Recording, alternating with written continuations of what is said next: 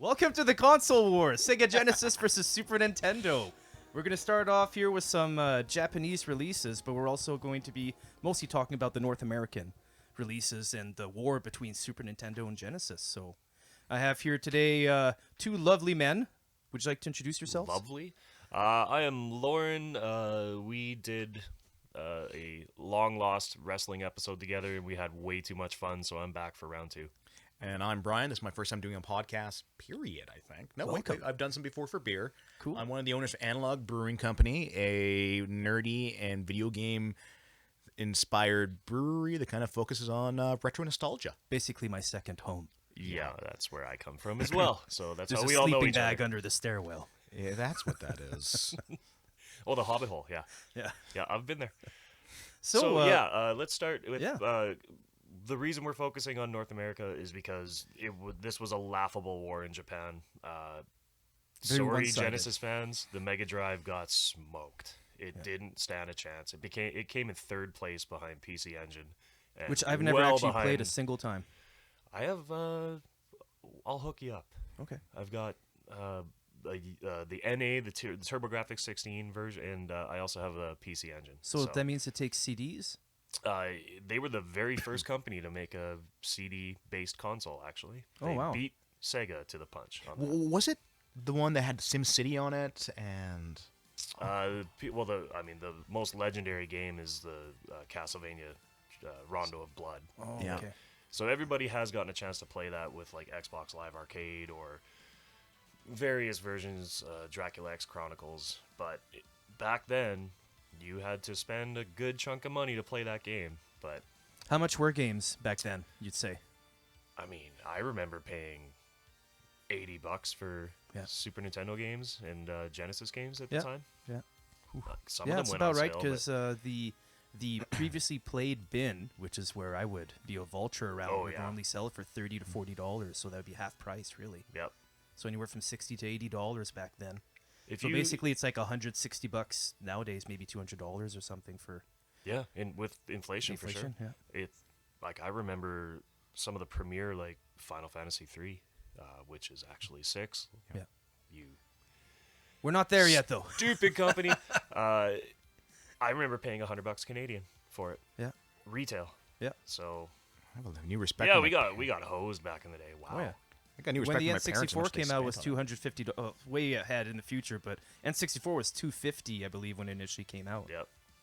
You know, that's still not cheap. Oh yeah. No, not at all.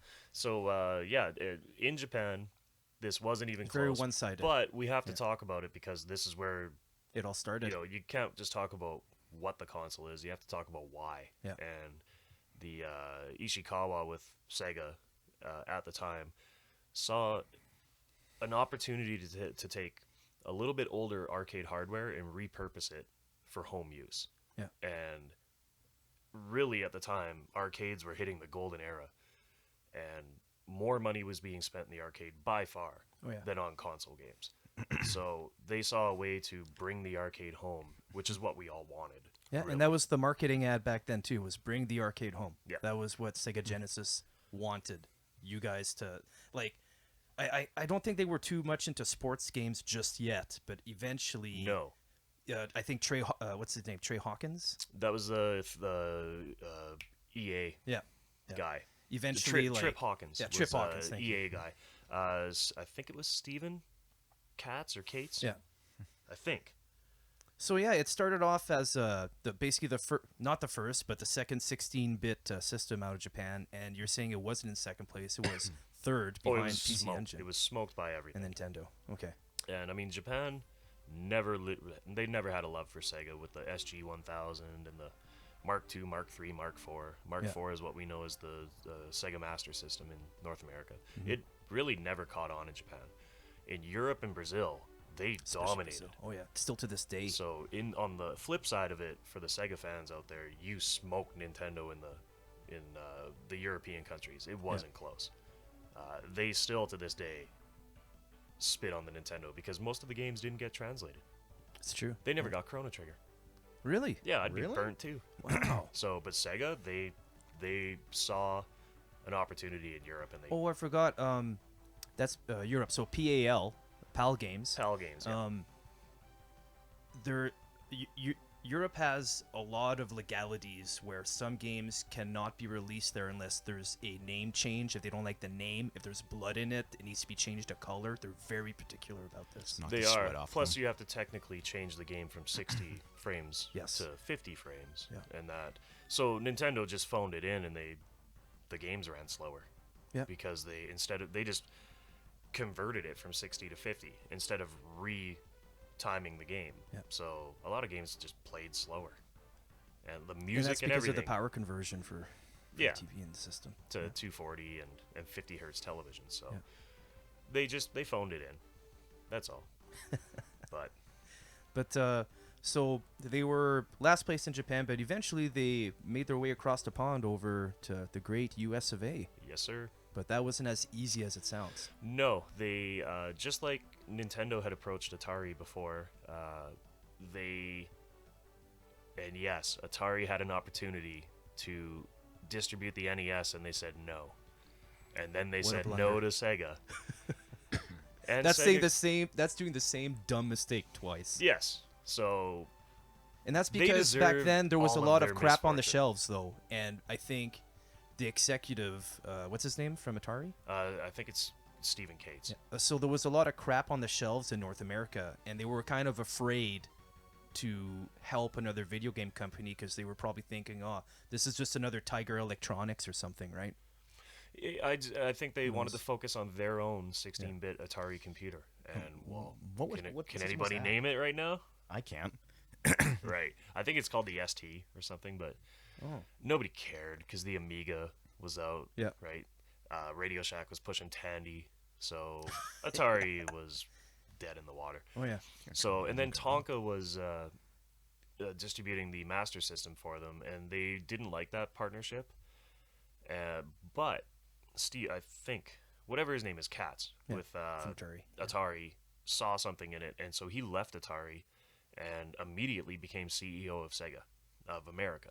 Big power move. And he was fundamental in the starting launch and push of the Yeah, Genesis. they He is sold responsible 500,000 copies the first year. He's responsible for Nintendo. He is Yeah, responsible that was a for- bit later on. Yeah, It was Sega right off the does bat, what first Nintendo year. don't. I remember that hurt me as a kid, man. Yes, I was like, ouch. He's What like do you mean literally this is just insulting games for my kids? my heart and soul, which Yeah. was the NES, right at the Absolutely. time. But he wasn't wrong, you know. Yeah. And so yeah, right off the bat, that was one of the first initial pushes with Yeah. the whole launch commercials. Was Genesis does what Nintendo don't, and Yeah. it was ouch. But he also reached out and got Tommy Lasorda to Huge endorse name. the baseball game. Yeah. He got Joe Montana Yeah. to endorse the football game. He got The huge Arnold John Madden Palmer. football games, which basically kept the Genesis alive for its first couple years, other than a couple other games. yeah, but- it was, yeah. and so in that tie-in, Joe Montana football wasn't actually done. Yeah. I think it was Majesco that was Pre-released it. making it. Which, if you ever bought a newer one of those Genesis 60-in-1 things, that's who built those. I think was or at Games in Majesco. Also, the Genesis 3, which was the last console version, was Majesco, but Yeah, the really tiny Yeah. Sega Genesis. it's crap. But Oh, really? that Was game, there any different specs for the Genesis 3 compared the to third one was almost emulation. It wasn't Same thing. actually all Oh. hardware. Oh, really? Yeah, so I think the Z80 chip was gone, Oh. so you couldn't do backwards compatibility. You couldn't do 10-channel audio. I think you could Yeah, only do 10 8. channel for Sega Genesis. But the other thing about that Joe Montana football is since it wasn't done, they needed someone to step in, and that's where Trip Hawkins and EA Sports. Yeah. Maybe kind of illegally, whatever. Yeah, let's talk about this. So what happened is at the CES show in '89, who was it? Trip from EA, right? Trip Hawkins. Trip is his goes name. up to, I think it's Nakayama of Genesis, and he basically said, "Hey, not in this many words, but he said, hey, we want to reverse engineer your Genesis so that we can release games for you so we don't have to pay royalties on your cartridges. We already have reverse Yeah, we engineered. already did this. We've already done it. And So then the next we've day they're like, already- okay, you can showcase all your games at this event, right? And we've already reverse engineered the upcoming Super Nintendo. Yeah. Because it was already on the horizon. Oh yeah. Would you like us to develop for you? It's basically Or putting Nintendo. like a gun against someone's head who already has a noose around his neck. So- like you're gonna say yes. Right. And part of the agreement was they would finish Joe Montana Football for them. But then they get to continue making their John Madden license. Yeah. So Joe Montana Football wasn't bad. It was kind of more arcade style. But it wasn't good either. It wasn't phenomenal, but it was more of like that Mutant League, Yeah. silly Style. football kind of style, but not bad. But getting those endorsements got them into the door. Yeah. With North America, with the yeah. not the typical NES, 8 to 10-year-old kids, but it brought in those like 11 to 15-year-old kids. Oh right? yeah. And they realized immediately that's where their bread and butter was. Yeah. So So what did you want to? Do you want to talk about the first releases here? Like the Yes. launch releases. So what I have is in the list for the launch day for August 14th. Yeah. 89. 1989. $189 US. Yeah. Today's dollars is about 408 or bucks. something, yeah. With inflation, yeah. Altered Beast was the pack-in. Which sold 1.4 million units, but that's because it's a pack-in game, so take that And- as you will. It's not a good game. So, and realistically, that was over a 2-year span because Yeah. they eventually got rid of it. We'll talk about that later because it's very important. Yes. But For it's the also, second game that they started packaging with this Oh, system yeah. was a huge hit. that's what the big meaty part of Yeah. this console war is about. But yeah, Altered Beast, Alex the Kid in in the Enchanted Castle, which is a decent, I guess, platformer. I wouldn't play it today. but I would put it. Let's erase Mario from the Sure. spectrum for a okay. second. Okay, And then just see this as a platformer. it's a decent platformer that Yeah. sticks and hangs with Commander Keen, Commander Keen, which definitely. was John Carmack's Yep. genius work because PCs couldn't scroll before he figured it out. And that was in all- one night. And he basically from there created ID Soft entirely. Yeah. It's he's legendary. It's unfortunate that he was with that long-haired Romero. Oh, what you saying you don't like Daikatana? Oh, that's John, the rock star, video games rock star. Oh, he tries so hard to be cool. I love him, I'm trying to man. forget about that. I fucking love game. him. Oh, what a putt. They also Carmack. released, If you're listening to this right now, John Romero, fuck you. kill me. Sorry, yeah. Sorry. don't mail me a mail bomb. No. There was a game He couldn't called figure Last it out. Battle, which is. I actually know nothing about that game. I'm sorry. So I'm gonna pronounce this because this is basically a port over from Japan. Okay. Sorry if this is bad, but Last Battle is Hokuto no Ken Shin Sekamatsu Kiyoshishu Densutsu. That fucking rolls off the tongue. Oh, we gotta find someone that can like Actually, say this properly. fluently speak it because Yeah. I think it would actually sound awesome. Space Harrier 2. Yeah. So it was like a 3D-ish style. You were This little dude shooting shit in front of you. imagine Afterburner but with a dude. Yeah, exactly. And Thunder Force 2. That was that helicopter Yep. game. Yep. Yep. And then Super Thunderblade, which was a port from Japan. I'm not going to pronounce this. Yeah. And then, Tommy Lasorda Baseball. Yep. The And- first sports game for Genesis. There. It was honestly that moved. I don't even know what it sold, but I know all of my friends that had Genesis early had baseball. Yeah. So it was there. So basically, initial launch, we have 4, 5, 6, 7 games. Yes. And the one quote unquote hit would be Altered Beast, but that's because it was a package game. Yeah. But it So did. pretty underwhelming for the first Yeah. 2 months of releases. What really. it did do though was show the chops. Yeah. The Genesis had that arcade port chops, and that would be super important later because I believe, I don't know, I think you have the release date. We're gonna talk about games. Yeah.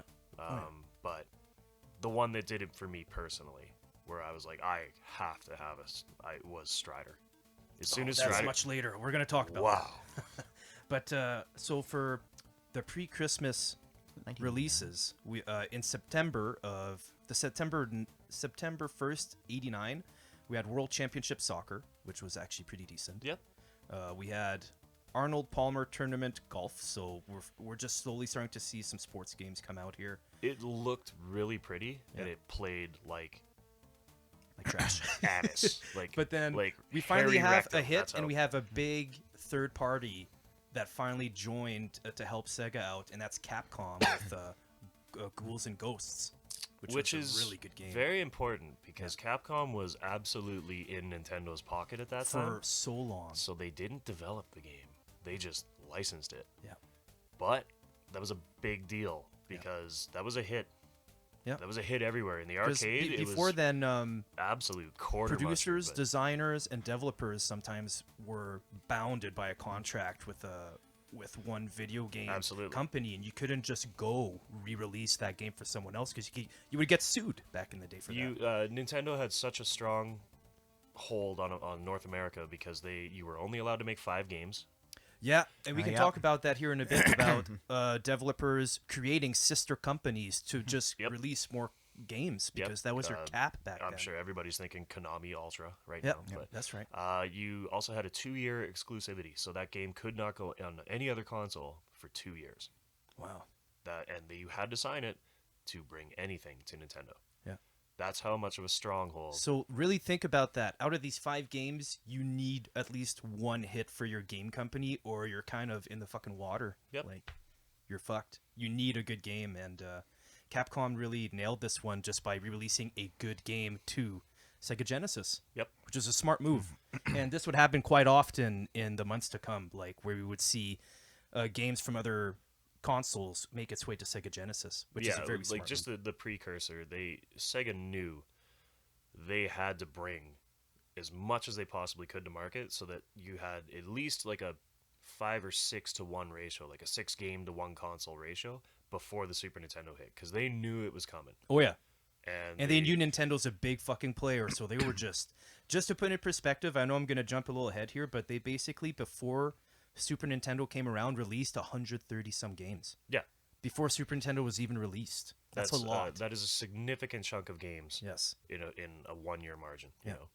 And so the Christmas releases here are from Christmas, December 89. And we have a Capcom game here. It's a Contra knockoff. It's called Forgotten Worlds. It's basically like the game Scat for Nintendo. I kind of yeah, I remember Scat. You're like a side scroller and you shoot going right. Stupid side story. Scat, the box What a art dumb- on Scat. I thought the dude had no legs. I thought he was like an android or something. I was like, what the fuck is going on here?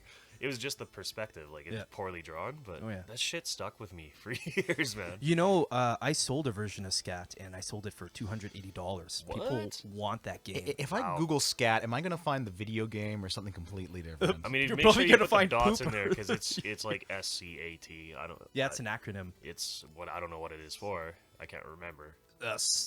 Space Cybernetic. Special Cybernetic Attack Team. Oh, there you go. I can see why you don't. Oh my god, he does not look like he has legs. He looks like he has no legs. Yeah. Lieutenant Dan. We'll put up a Right? picture of that. He just doesn't Yeah, look like he has we'll put a legs. picture of that so everyone can see what we're talking That's about. weird, man. They released Mystic Defender, which is a kind of like a Greek dark platform. Not Greek, it's like medieval dark platformer. Yeah. And they released Rambo 3, which Rambo 3, the movie, came out 2 years before, but they wanted to make a game for it.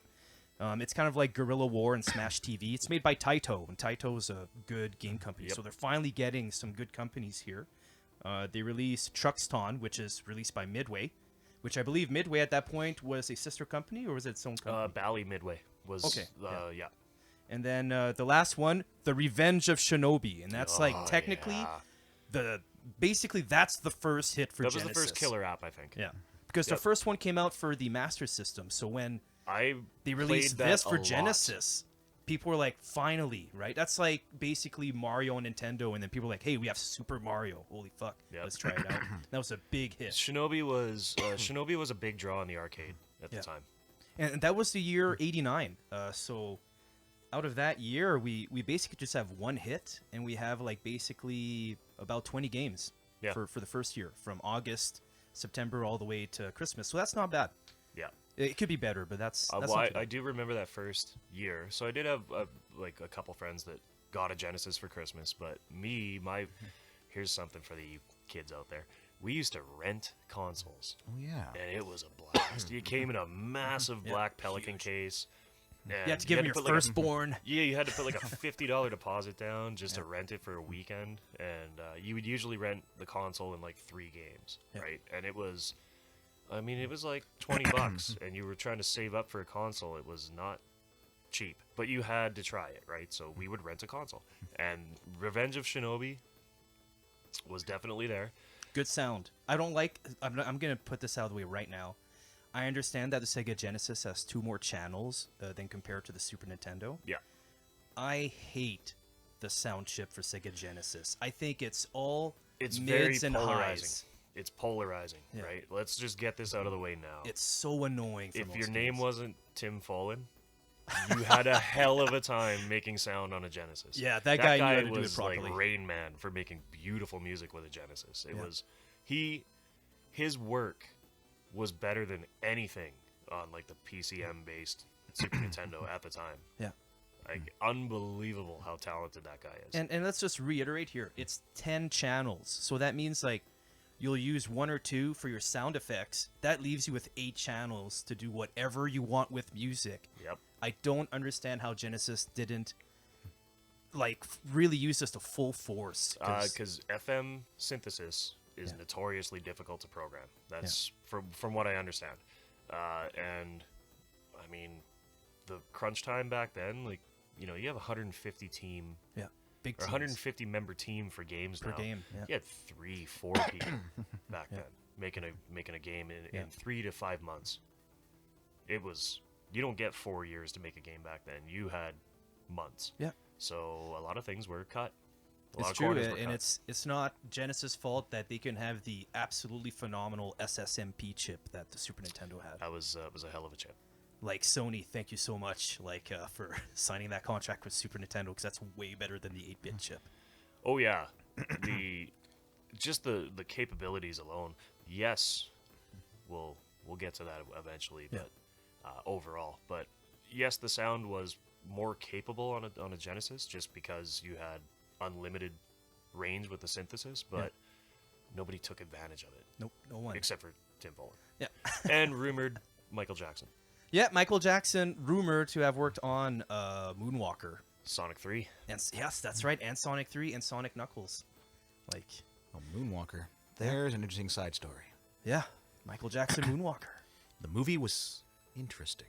Yeah. Do you think it's better than the game, or the game is better than the movie? Oh, the game is not terrible. The game is 'Cause I not like the terrible. game. The movie is... Every time he collects an item, he's like, "Hey!" And then when you do like your super special move and you make you dance everybody around. dance and then they die. It's fun. It was a good game. the movie was a fever trip. So, do you guys want to go to 1990? Sure. Okay, so Like, Seg- I mean, having that Okay. Sega out there for that '89 Christmas was big, but also Nintendo was not relinquishing anything. That NES was still moving strong. yeah, that's right. I had an NES all the way till like 95 or 94, maybe a Same. bit before that. I And still then played it. Yeah, I still played Nintendo. It was the only thing I had as a kid. I Yep. mean, when you look at the price of these consoles if you come from a family, which is a single income family, $400, $500 consoles, quite a bit. And each game, $80. Oh, yeah. You kind of just hold on to what you had. I'm kind of really happy that nowadays games are still kind of around $80, because with the inflation, you think, hey, games now are $160 each, right? Like, Especially with the huge production teams and everything else behind it. Yeah. But distribution's just so much bigger. You don't have to sell. that's a huge, huge deal for back in this day. You had to get it on the fucking shelf. Oh, You yeah. had to have a good partnership with distributor sales, and especially international sales. Well, yeah, because that could sink your company. Forget digital or digital distribution. Yeah. Didn't exist. No. Toys R Back Us. then, it was all about shelf space. You Toys wanted R as Us much was shit on your shelf. everything, man. You had to get on that shelf at Toys R Us. You know the one I'm talking about. Oh, When yeah. You walked in and you had to take the card. Yep. and go up to You're the, bringing me back a go long up to the time prison now. and be like, It was either a card or "Please?" you're talking about like the Velcro thing you'd have to rip off. So, like Yes. it's a little Velcro you walk number. up to the kiosk and Yeah. be like, please, sir, do you have one? I want this copy. No, we are sold out. Then why do you still have it up there? Because Yeah. they're just holding it for themselves. They're hoarding it. Distribution was detrimental back in the day. NES Castlevania was the most heartbreaking. You would go into Toys R Us They're every always damn gone. weekend. Do you have it now? No. Nope. No, it you'll sold out never so have it. fast. And then 6 months later, they reprinted it, and it was everywhere. But I wanted that game. Yeah. Fuck, for so long, man. Like it wouldn't, and it was never in stock. No. It sucked. Yeah, distribution sales, international distribution. That was. Um, It's not as important nowadays, but back then that was its own entity. Like you needed connections. Oh yeah. We also have to talk 89 and Yeah. Christmas and Genesis, and it would have done so much better if that really shitty movie called The Wizard didn't come out. Because the last 15 minutes, everybody just orgasmed. Like, what the Yeah, fuck is Mario this? 3? Mario 3? What? That took a huge. So you have to That was remember. an hour okay? and a half long commercial for Mario 3 coming out. Yeah, and back then, again, single family dwelling, right? You can't buy everything. You have to plan and buy one thing, right? So it's like, am I buying a Genesis game? Am I buying a Sega Genesis, or am I buying Mario 3, which is what my kid is crying for? Yeah. And let's be honest here, the Mario 3 game, in comparison to something like Altered Beast, which is a side scroller, the Mario 3 game just has so much more longevity to a Absolutely. kid sitting there. Absolutely. They sit there with their friends as two players. Dude, still to this day. It's still to this day. It still has longevity. I mean, you can sit there, you can play it. You can play it over several hours or over several sittings. It's not like a game you play, okay, I'm sick of this one for now. I move on. Yeah. There are multiple people that still, to this day, will not relinquish that Super Mario World was even a thing. Because Super Mario 3 they consider so much better. Yeah. It was a solid fucking game. Yeah. Okay, 90. Let's do it. Okay, 1990. So we're starting in January, and it's not a good start, but that's okay. So in 1990, we had a classic called Zoom. I'm kidding. That game sucked. Yeah. We had Phantasy Star 2, which was, for a lot of people, the very first RPG game they've ever played Yep. in North America. It was very, and honestly, for a lot of us, it was, for the folks that love it, it was kind of their gateway drug to anime and Yeah. manga. Yeah, that opened Like doors. pink-haired, blue-haired women. It Yeah. was like, what is What? this? Blue and What is- pink hair. That was their gateway. They don't look like punkers. Yeah, it was neat. And then we had Air Diver, which is made by Asmic in April, but that wasn't a very good game Don't either. remember it at all. The very awful re-release of Super Hydlide, Oh yeah. which is Hydlide for Hydlide Nintendo was Vita, terrible anyway. or even I should say, I think Hydlide came out for Master System as well. Yeah. And so it's basically just repackaging the game, putting Super in front of it, and It was trash. it was awful. And we also had Target Earth, which is made by DreamWorks. It was kind of a cool mech game at the time. It was a half RPG, collect, upgrade your guns on a mech, and keep going forward and shooting people. So that was kind of a cool game, but that's basically from March all the way to July, man. Yeah. And no, that's not a much. lot. That's literally 4 games. Yep. Well, it is shoulder season. No one's going to put out a game Yeah. in shoulder season, Yeah. especially when how expensive they are and the effort that goes into it. If you're not in front of Christmas, you might as well Yeah, take the wait. production time. Yeah. I can't remember, but is this not when the power base converter came out? Yes, the And power so base that- they converter relied came on out so that. you could play your Master System games to kind of hold people over. Yeah. Yeah. And they kind of relied on that for a bit. They did. So, My friend had one. You have a library already. Yeah. It's kind of weak, but what do you do? We had, starting end of July, we had Afterburner 2, Yep. which is a very good, a fantastic success. Oh, I mean, I had that, or I had Top Gun. Guess which one Which I one are wanted you to gonna play. Yeah. We had Budokan Mortal Spirit, which is kind of like Karate Champ for Nintendo. Yeah. You had weapons, and it's basically you go forward, you go backwards, you punch. It's kind of like Kung Fu game. Yeah. It's okay. It's not that good. We had Cyberball, which is robot football. It's very goofy. It Yeah. was what it was There's for a the place time. for that kind of thing. Yeah, that's right. It's a 2-player fun. Have your friends over. Yeah. But they We had always- DJ Boy, which is I believe like a people with big heads beat 'em up. It's like a cutie beat 'em up. Okay. It's called DJ Boy. It Like a kind of went chibi under style? the radar. It was a repackaged game from Japan, basically. We had Ghostbusters, which is actually the best Ghostbusters It game is. ever made until Well, the hang one on, that was no. released for Xbox It's 360. the first good, First good. Yeah. not the best. It's the first good. And it took a while Ghostbusters. because this is 1990 here. Shout Ghostbusters been out to for James several Rolfe years. and his absolute suffering of playing through that shit on NES. Angry Video Game Nerd. If you're Yeah, check it out. We Excellent also video. had Michael Jackson's Moonwalker, which we talked about previously, was a It's a sleeper. hit. It's a sleeper, man. It was good. yeah good music. It's actually I'll give it this. It's probably the second Genesis games with the best soundtrack. Yeah. Because it's good. They did what they could with Michael Jackson But songs. you were saying before, like off, like pre-show, that low end sound has that It's like ding, ding, ding, ding, ding, ding. Yeah, and it's prevalent in that game Yeah. too. Even as good as that soundtrack is, the low end just almost irritates you a little bit. yeah, because for the most part, low end for Genesis games, they sound like farts. That's what Yeah. it sounds like.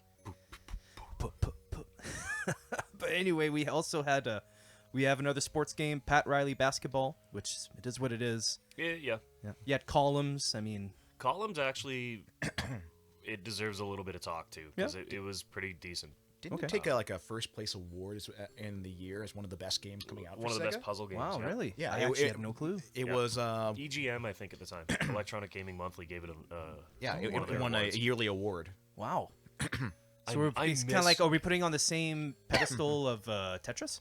Well, I mean, that's a tough one, right? Some people, I think Tetris will always go down as one of the greatest puzzle games ever made, right? Especially if Lots you of watch, controversy between that game too. like you watch like what's his name, Ness Cardinality on Twitch. He's like one of the high end, like he puts the game at level 19, and Wow. he can max score No way. at level. It's I'd be dead. wild to watch. He like he double thumbs the control pad to move it. No way. It's insane how good he is, but I couldn't. I'll always consider it the greatest puzzle game. But Columns and Dr. Mario and then like Tetris Attack, which we Bust a would know Move as and all like that jazz. Yoshi's Cookie, and Yoshi's which Cookie. became like Bejeweled. Yeah. They're always gonna have a place, right? Columns was a great game, Absolutely. and they needed something like that. They needed like a mom and dad will play Yeah. kind of game, right? and apparently it was a coin-op transition. It used to be an arcade game. Oh, well, that makes sense then. That makes Okay, 100% yep. sense. You also had well, yeah. I'm like I do distinctly remember Columns. I remember playing it. And, Okay. Well, I won't knock it then. no. And EGM. Okay.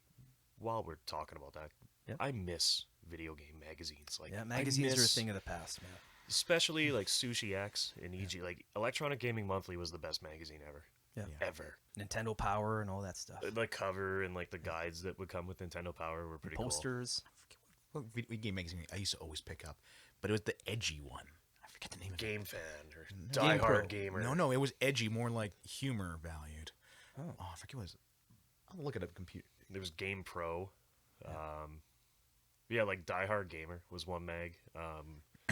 Game Fan was another.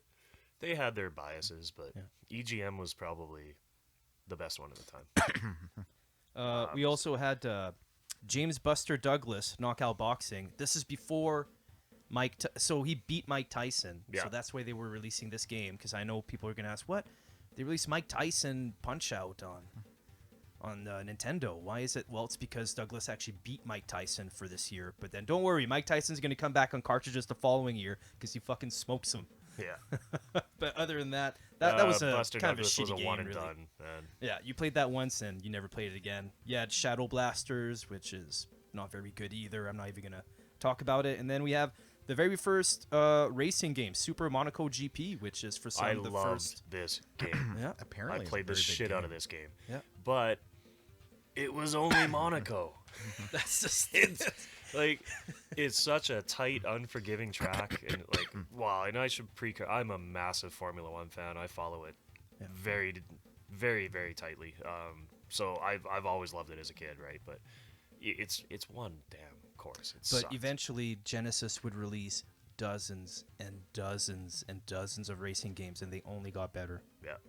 I think we're Well, not going to one talk of the- about one of just the most yet, but Super legendary- Drift King was awesome. One of the best arcade racing games ever was Virtua Racing. Yeah. God, I love that That game. was really good. It was so wild looking. And Right. then that's literally that's our summer releases, guys. That's from July to September. Okay. That's it. That's it. That was it. A total of 11 games. Well, and at this point in Japan, the Juggernaut was released. So, yeah, we're gonna get to that. So for batch 6, which is October to November, because we're just gonna get to the Christmas here, but October to November we had in November Zany Golf, which it's crappy. Yep. It wasn't a good game. We had SWAT Under Siege, was actually a good game. That's a hidden gem. Check that out if you never played it before. SWAT. Yeah. We had Fire Shark. We had Insector X because insects. I remember that game. I remember that game. It's a side scroller. We had Philios, which is made by Namco, and that was like kind of a Greek mythology horizontal shooter. I remember if you remember that I remember the box art. Yeah, it's very dark. I mean, you didn't really have a massive selection at rental stores at that time. Yeah. Also, rental stores. Yeah. Kicked ass, man. Yeah. I That's a missed thing that of the too. past. We had Thunder Force 3, which is the successor to Thunder Force 2. Yep. We had Whip Rush. I never heard of it before. I looked No. at it, didn't look very good. We have Hellfire, which is an R-type clone. So it's kind of like, it's an okay. I mean, you'd play it and you're like, why can't I play R-type I instead? think I actually have it. Oh, really? There's a lot of $5 games, right? At, Hey, dude. Like used retro game stores now. Yeah. I just pick up. I don't collect. I just do loose carts because I want to play them. And I think I have that one. And we had John Madden Football, which came out and sold, I believe, like thousands of copies, hundreds of thousands of copies. Oh man. yeah, it was Like that moved off the shelf. It was one of those games that like you have those massive release games that sell like 1.2 million copies in the first week, and then just This was that one. plummet. This one was actually the opposite. It started off with like 10,000 the first week, and then word of mouth blew it open, and people started buying it, and people were starting to buy consoles just for this game. Yeah, 100%. So That's this actually is a reason one probably of my the friends first bought a Genesis. console mover game for Genesis. We also have Strider that came out in November 5th, and it was given like the greatest graphics and greatest music from Game Pro magazine. It was the world's first 8 megabit cartridge. That's right. Super 8 megs. Every other Genesis game at that point was either 2 or 4. Yeah. And Nintendo games were not even 1. They were kilobit games. So 1 megabyte of storage, which is peanuts nowadays, was massive when this game came out. And this is the game that made me buy a Genesis. Yeah. So I got paper route money at the time, blew it all on a Genesis for this game. And then it's for October to November you have 2 good hits here. Like that's really good. Like Strider and John Madden Football. I Probably still play Strider. seriously such a good game. It's one of the greatest games ever made. Capcom, like massive hit, and what made it even worse is the Strider they released on NES. That was awful. Nowhere near as good as That it was. awful. They totally I'd rather play changed Ninja it. Gaiden. Now here's a It question: was Are weird. we gonna include Sega Master System in this as well? No. Okay, because the Golden Axe also came around that era. Yes, Oh, Golden Axe came yeah. out. Golden Axe will be coming out here shortly. Well, the Genesis version, yeah. Yeah, Okay. the Genesis release of it, which was a huge successor. But that is up to November. So at this point, from release date up until November, we have... Oh, my bad. I totally missed it. Golden Axe came out December 89. Okay. So sorry missed about that? that. Golden I Axe totally 1. missed it here. That came out back in December of 89. And right now we're in still in 89, but we're in November. So sorry about that. But yeah, that was a Yet very good another launch. arcade at home experience. That was that game right there could be like, okay, I can see what they mean by arcade games. Yep. It's like this because that played better to me than the arcade version. I Yeah. love that game. Like I still play it to this day. I think I bought it on 360 where it's like Golden Axe 1, 2, 3 because I love those games. They're Well, and fantastic. one of the things right around this time that has to be mentioned too is the North American versions of these games were sometimes harder than the Japanese versions Why is of that? the games because we had rentals, and to combat rentals where they're not really making money on the games because you're not buying them. You're kidding me. They So made they the made them games harder? so that you couldn't beat them in a weekend. I had no It's fucking illegal clue. to rent games. You in Japan. can't do that. Oh, yeah. So What? it's illegal to rent games in Japan. I had no So what? the game was just whatever it was. Why can't you rent games in Japan? It's just a government law. That's so odd. Yep. They to protect the industry, right? You would buy the games. Wow. So just a different cultural thing there, right? But Yeah. yeah, rentals. Typically, the North American release of the game would be much harder. Wow. I had no clue. Yeah. So So if I were to buy And like a Golden Axe is, like, Japanese one of those counterpart of the examples. game, it could potentially be a little easier. oh yeah, Wow. Okay. yeah. There's well, one of the first games we'll talk about when we get to the Super Nintendo side of it is ActRaiser. Awesome game. There is no like hard mode in the Japanese version. There is for us. Oh. So, yeah, and then this was like we get it, you know, back in the NES days with Mega Man, right? It was way harder the Japanese version, right? Everything had to took twice as many hits to kill. That was pre-rental. That wasn't really. I actually had no fucking clue. I learned something today. Oh Thanks, yeah, Loren. no, it's a lot of NA games are harder than the Japanese counterparts. Okay. So that was November. So this would be November. Make sure I'm reading the right thing next here. Here we go. Christmas 1990, December, Sega Genesis releases here. And it's a little underwhelming, sadly. Like, I don't know why they would release this for Christmas, but anyway. We have Battle Squadron, which is good. It's a top-down protect your base game. Okay. You're like a jet, and you can transform into a mech or a tank, I think. And it's basically a versus game. You're trying to prevent the computer who has the exact same things you have to take over your base and destroy your base, and you're trying to Okay. destroy them. It So was like okay. a little bit of RTS element. Kind of an or- okay. RTS, yeah. You had Burning Force, which is side-scroller shooter. You had Dynamite Duke, which is kind of like Cabal for Nintendo. I don't know if Oh, you remember yeah, Cabal. yeah. It's just like you shoot and then Yep. go to the next scene. Cabal is a terrible example. Yeah, but, Cabal sucks. Wild Guns is an There you go, incredible Wild Guns, example. okay. Yeah. We have Final Zone, which is kind of like a mech warrior RPG, which is pretty Okay. cool. You had Granada, which is another scroller shooter. Yeah. Which They what's were that? releasing those as much as possible Yes. to combat PC Engine. Yeah. Because that is their bread and butter. It is. It's Horizontal the and greatest vertical shooters ever yeah. made are all on TurboGrafx Absolutely. PC Engine. Yeah. We had Hard Drivin', which is to me the worst Atari. 3D racer ever. Well, it is so choppy. To be fair, It's so choppy. the it's arcade like you can't even. version. No, this is like polygons are just Oh my becoming God. a thing. And like the car is made out of like 3 of them.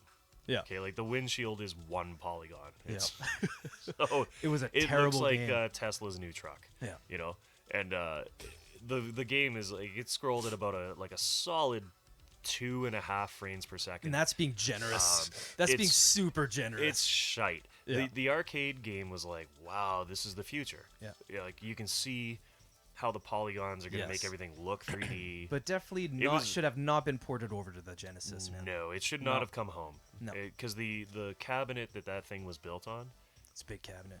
expensive. sit in and shit. Atari dumped a shit ton of money into that game, and it wasn't even great. No. It was just The weird. aesthetic and looks, though, is what brought you to that game. to Well, and play it. everybody just wanted to beat the loop. That's right. They wanted to Yeah. survive the They loop. wanted to go over and the. you would That's spend all. like $5 trying to make it through that. I'm fucking going through the loop. God damn You it. gotta make it.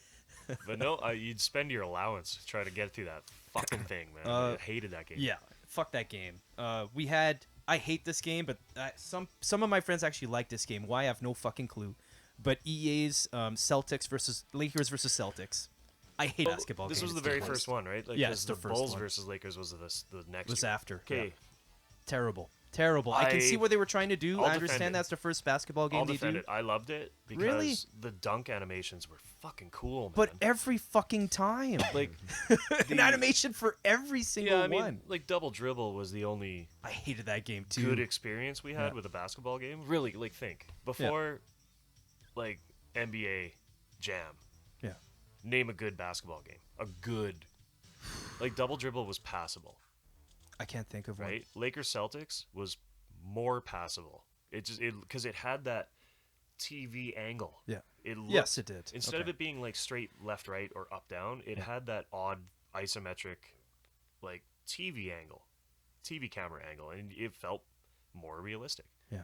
So I'll guess defend you know it. what? I won't give it so much flack. I guess it's good that they set the paving stone for the next basketball games, but Yeah, I was not a fan.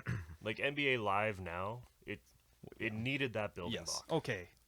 Are we giving this game like the torch for allowing 2K basketball games to be here nowadays? Sure, Okay, let's do it. but the dunk animations were fucking cool, I man. hate the fucking dunk were animations. cool. Every Ah. time. Grandpa. We had Clax, which was That was a it's puzzle okay. game, It's another right? puzzle game. Yep. We had Populous, which Oh my god. is really good on computer, but the controls for this game on a console make it a little difficult. Yes, it's clunky and cumbersome. Yeah. I still loved it. Yeah, it's still a good game. Still loved it. You build your land up and then just flood the shit out of them. I just hate that you have And to you like win every time. you have to like hold start in A or something to get a different. It's just I hate it. It's Yeah. kind of like I don't want to get to that yet. Actually, And, I'll talk and about that PC later. fans that are listening, we're sorry. Like, Brian just understand that lifted his hand. you're literally shaking your head, going, "Well, listen to these fucking noobs talking about." 'Cause the Populous was like my first experience with a like real time civilization style. Me too. And wasn't it Sid Meier? No. It wasn't Populous like the precursor to Civilization, or I I'll don't Google know. it while we're talking about. But at the other same shit. time, also Megalomaniac came around at that same time too, and Okay. Megalomaniac was a far better game, and I think it really grew into something more interesting because from there you started seeing the creation of stuff like Black and White and further was a games. Black really and White good game. was wild. That was and a- now that came from wow. Megalomaniac that had a much more zany, fun, hands-off kind of feel to it. Yeah, I agree. Especially with Black and White, that Populous kind of opened up a god mode. Like you are God, and you can And you have make whatever you want. You don't out have of your direct people. control over everything, and that's That's kind of you have little bits and pieces that made it fun. Yeah, and Well, then shit, that game came out on every console. yeah, even Super Nintendo, Oh, Genesis, Peter everything. Molyneux. That's who it is. Oh, okay. Made Populous. Okay. Yeah. Okay. And Didn't then he- we have, sadly enough, for so far I haven't really said any hits here for December of Yeah. 1990, but they did get Mickey Mouse Castle of Illusion, which is really good platformer. bought Like this- I I bought loved this all game. the Mickey Mouse and Donald Duck games on Sega Genesis. Quackshot. Yes. Quackshot, yeah, they fantastic This games. game does not get the credit it deserves. It's so good. It looks good. The sound's Looks actually decent, and it beautiful. feels good. Like it feels like you're controlling Mario in this game. That's the best way I can put it. great animation. Yeah. Great control. Yeah, Yeah, it's a little kiddie, I guess. that's okay. Um, This is one of those what first allowed. games that like I absolutely would have beaten it in a rental. Yes. But Yeah. I own this game is on my shelf right Yep. And we actually have to single-handedly thank the creators who made the Mickey Mouse and Quackshot game, because then we wouldn't have Kingdom Hearts or whatever nowadays. Yep. So we have to thank them for that. And we have the very good, a very very good game, Joe Montana Football, which was a first for a lot of people. And now people could actually compare it to John Madden Football and see which one they would prefer to play. So, I mean, you see hints of Madden in Yeah, this you do. because EA finished the game. Yes, absolutely. So, but you needed a killer football game at home.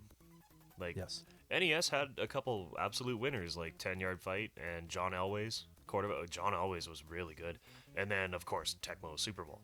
So, Tecmo Super Bowl was the That was my favorite. the measuring stick. That was my favorite football game of all time. It's so good. Still to this day, it's still simple. Yeah, but it's man, is it fun. So that wraps up all the way to 1990. So now we do 91. So do we want to one of the start with gr- one of Super the greatest Nintendo? You years want to in take sports. a quick break and grab a beer? Yeah, sure. Yeah. Okay. We'll be right back. Partially sponsored by Analog Brewing, 86 20 53rd, Edmonton. Come on by.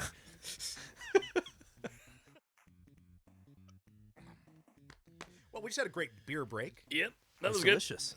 Had some delicious Nipas. Hop Butcher Nipas fantastic. A bit of Cabin's Luna.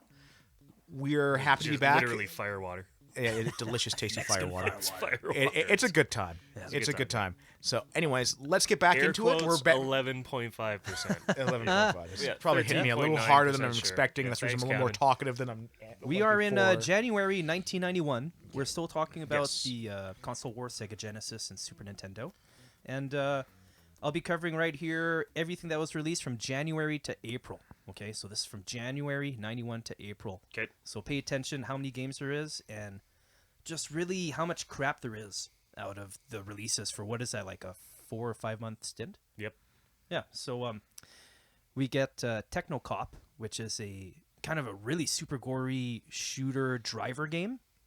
It's kind of like a bit of Tango and Cash and a bit of a shooter. Okay. And it's very gory. And can we talk about the fact that gore is one of the few things that Sega Genesis has that Nintendo That's true. didn't have? 100%. And this is pre everything. Okay, so Nintendo is self. This was actually before they did the marketing of Sega does what Nintendo don't. This is still at the point where it's like Sega bring the arcade no, home. Nintendo was like right off the bat. That was the first thing. No, because It's they the- did that when Super Nintendo was released, and It's Super the- Nintendo was not released yet. But no, they did it for the NES. Let's take a look. That Is was that the right? initial. That was the initial ad campaign. Okay, The I'm next one you're remembering this thinking of incorrect. is when they shit all over the Game Boy. Spinach green. Yeah. Remember those? Yeah, Those you- were awesome, man. But yeah, I think Like, what Game Boy did let's all 4 agree, AA it- batteries, and Genesis did fucking 6. Well, Genesis Yeah, needed one. a fucking substation to Yeah. run that goddamn Game Gear. Basically, you the literally Game Gear needed is a to master bring system, an APC power backup. I to remember fucking that run thing. and it got hot. Oh man, that thing was a But it had a freaking TV monster. tuner too. What's that? Or no, wait, that was It had a it- TV it out. did Yes, have a it t- did. Yeah, It did have a no, TV tuner. The TurboGrafx Turbo Express had a TV tuner too. By the way, PC Engine deserves a little bit better credit, even though like in NA they came in dead last. Yeah.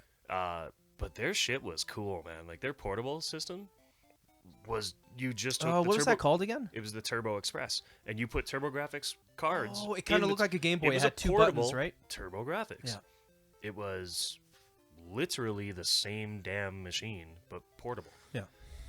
Screen was terrible, but you know, Because hey, this they is before tried. Atari did the Lynx, I think. They Yes, did and the the Lynx Lynx. was trash, pure trash. And I think it's because people can really fucking see. The screen was There poorly was done. one big Yeah. game of the Lynx. What was it? Everything about the way Nintendo did the Game Boy was counterintuitive to what you think a gamer would want. Yeah.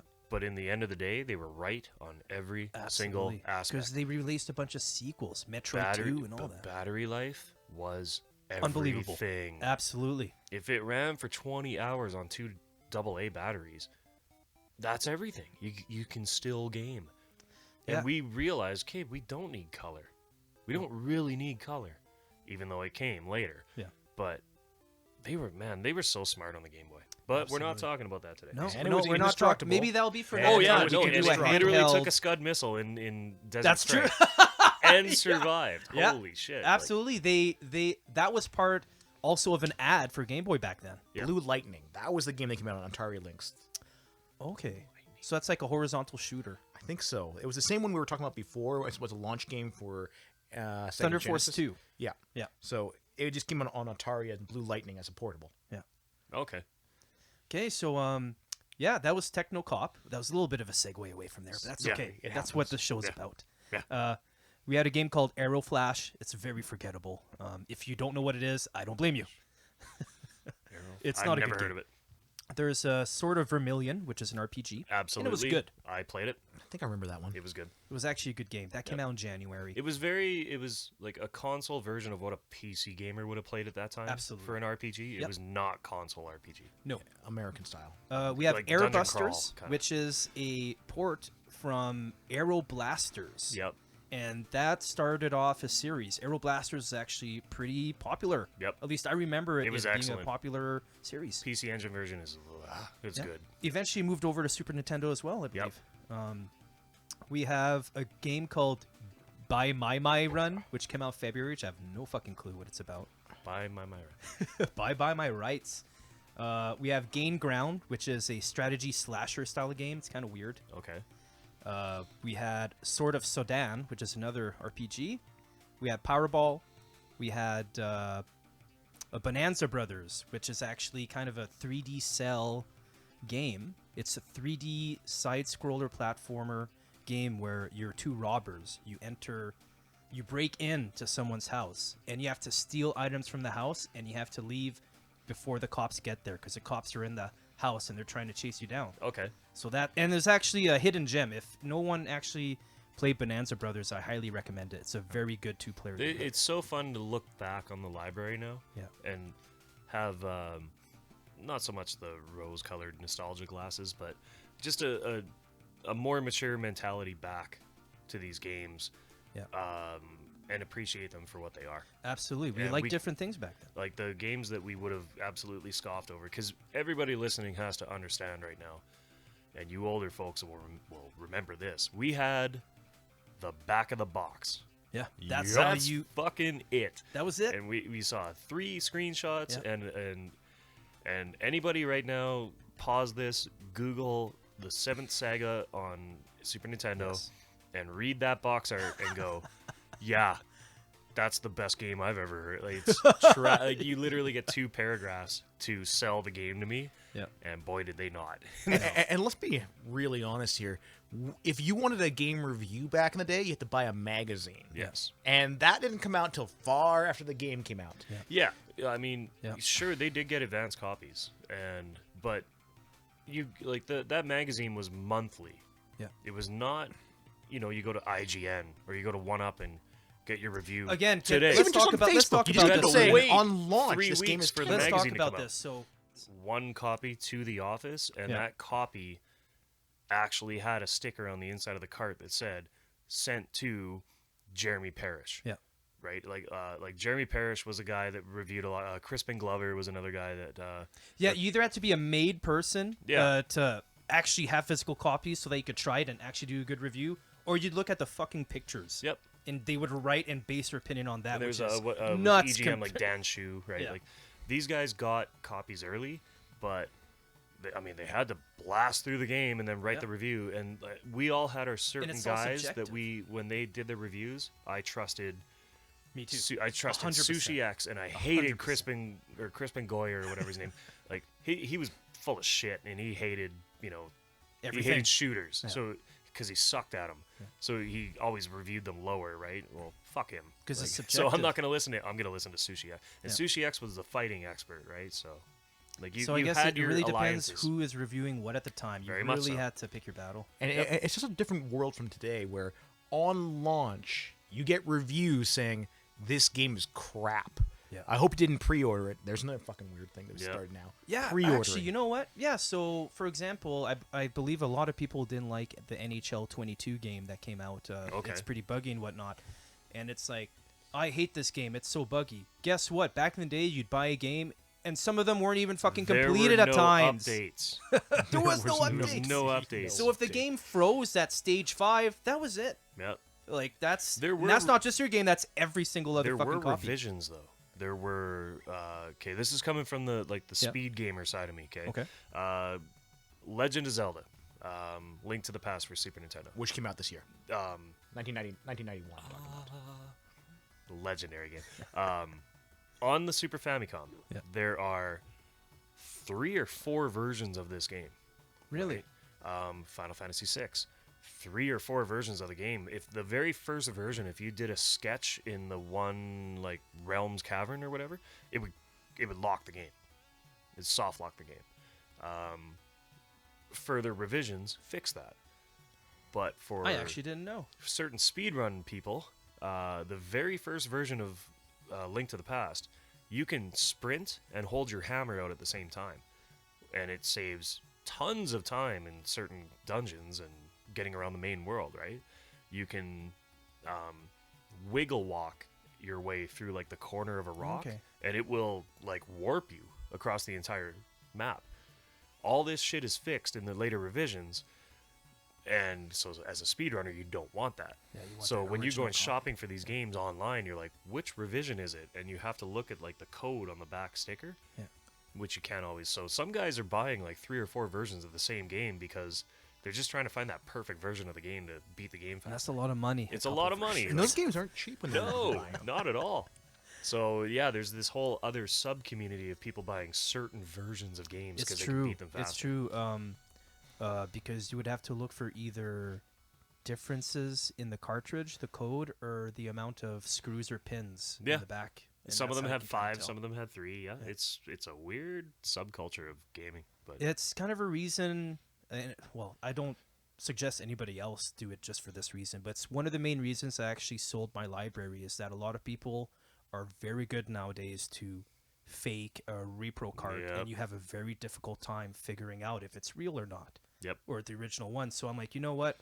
I've been sitting on hundreds of these games forever. I'm getting rid of them. But I'm not telling you guys to go do that. I'm just saying for myself, because I just went all finally emulation. So Yeah. okay, so I totally took us off on a tangent. Yeah, Sorry. No, sorry. it's part of the podcast. But it's neat. Yeah. It's part I of the always thought story. that was neat. Part of the yeah. that's all story. right. We also had in March a game called Crackdown, Dick Tracy, Trampoline Terror, which is awful. Don't even fucking bother. But it checking I kind of sounds want to so play fun. it now. That sounds Doesn't it fun. sound so fun? Trampoline Terror sounds I want to go fun. play that now. It's Literally literally games that sound that fun every anymore. 8-year-old kid at a birthday party breaking their leg at a Yeah. tramp park right now. Like I just got this image of clowns with That- knives, and you have to that run away game- from them on trampolines. trampoline. does that not sound fun? I kinda would- does I would- sound. I would play But that. it's It's probably damn it. not that. We have James Pond Underwater Agent. Oh, my God, I remember this. Which This is is a a- platformer with that. It's Didn't they have a awful. sequel too? They Well, have James Pond 3 or 2. 4 other games. Yes, after this. and that was actually Oh. that was the launch game for like way later in the future. Amiga tried jumping into the console Yeah. market, and they made the Amiga like CD32. Yeah. If you happen to see one on eBay, they are Yeah. expensive. The white console, right? No, No, I'm that's the thinking PC Commodore, Engine my bad. Duo. That's the one I own actually. I snagged one before it went stupid, but the Amiga CD32 is like outrageously expensive, like Philips CDI expensive. Yeah. And there's no reason to buy it. No. They're trash. Just like Shiba Coin. Yeah, Dogecoin. Go on. We have Warrior of Rome, also in March. You're not missing anything if you've never heard of that one either. And we have Space Invaders, which is a re-release of an Atari game on the Genesis. Yeah. And that's kinda like the did it- midway. I've never heard of this Space Invaders game. Yeah. Never What, heard of what it. is that? What's it about? You know, Tell me the storyline of Space Invaders. No, we're not talking. For like 0.3 seconds, you thought we were fucking serious. I thought you guys got I've never heard of this game. What is the is storyline? Is that? it a JRPG? Is it like the last game. is Will Smith in it? In one of the versions, yes. Revision 5. Yeah. Does it happen around July 2nd or 3rd or 4th or somewhere in there? Sorry, we're fucking with So you. anyway, and then finally PGA Golf Tour. Fuck that game. Yeah, So EA Sports is known for sports games. They dominated them in that 90 to 95 era. Yeah. They were absolutely the best. And I agree. this is the worst golf game. Yeah. It was. Other than zany golf. It's like one of the- yeah, I guess. It's one of those games where they took it too seriously. Yeah. And I mean, I guess they forgot that the average person would rather like put a needle in their eye socket than watch golf on a Sunday. Yeah. And that's what it felt like playing. Yeah. It felt like watching golf on a Sunday. It was very boring. NES Open was way That was better. far superior game. Arnold Palmer Golf was better, and it wasn't even good. Yeah. It was just, it was a chore to play. It was, and that was roughly. That's like 20 games from January to April. Sorry, to March. No hits. Or April, sorry. No hits, literally. Bonanza Brothers was a sleeper. Not a lot of people know about that game, Yeah. so you have nothing there from Well, and January to April. Let's be honest. All of our like favorite games were not AAA games. Like, Yeah. we all have our little sleeper loves, Yeah. right? Like Hidden rock and gems. roll racing and shit like I that. fucking love Rock Right? Racing. No one else knows that game. Really? great If that's what it feels It's like. so I love good, that. man. I want to go play that again now. Good controls, 720 good in the soundtrack. arcade. I just like- loved 720 in the arcade. Nobody played that in the game. They I like the hated it. controls for the arcade 720. Yes. It's very And like the massive boombox speakers that were on it because yeah, it was just super loud. colors. Yep. It's a fun game. So we have our summer releases, and they pumped out a shit ton of game this summer.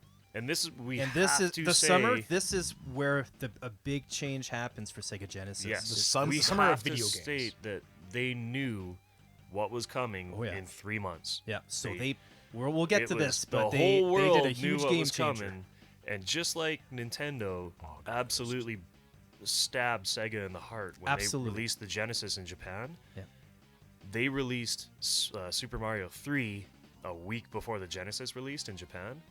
That cut out Sega so many Sega sales. got to do it right. They wanted back to do it them right back. here. Yeah.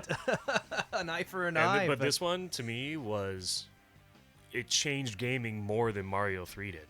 Yeah. The Yeah, this it's a different style of game. particular Title. change. It's a very particular title. It's one particular title. But we'll get to that. But we're gonna start at the beginning of June here. Okay. So they had Midnight Resistance. It came and it went. You're not missing anything with that game. There was no resistance whatsoever. They had Star Control, which is a That was actually a good that was game. a re-release of like a really early Atari game Yeah, too, and it yeah. was much better. Like I played the shit out of that on Atari. Yeah. I am, by the way, I'm that old. I owned an Atari clone. Am I going crazy thinking Star Control was a game that also came out on PC? It definitely Yes. is. And it was the one where you could take over certain ships Yes. and you could go Yes. talk to different races. And Yes. You have Yes. I love that game. Yes. It Yeah. was so good. It was excellent game. We had Stormlord. We had Twin Cobra. We had Valis 3. Valis series. Yeah, it was good. It needs a little love. Yeah, Yeah. I have Check it out Valis if you 4, and it's pristine. Like I should actually sell that game. We have Shadow Dancer, which I'm a little confused here. So Shadow Dancer is technically the third Shinobi game. Yes. But a lot of people didn't know that because it was called Shadow Dancer. And there's also a Shinobi 3. There is, so it's So- confusing. Which one's Shinobi 3? So what is it? Like Shinobi on Master System, Shinobi 2 for Genesis, Revenge and of then Shinobi, what is yeah. this? Just a revision of the Master System game? Maybe Because this I is don't know why they didn't call it Shinobi 3. technically- Or like it's kind of like Castlevania 4 was like a Yeah, a redo redo of Castlevania, but not really. Yeah. It was a Maybe that's what I never actually played it. spiritual Did you ever retelling. play it? No, Me neither. never. Well, I'm gonna look for it now. I even looked at the graphics. It's legitimately a Shinobi game. yeah. Okay. We had the Fairy Tale Adventure.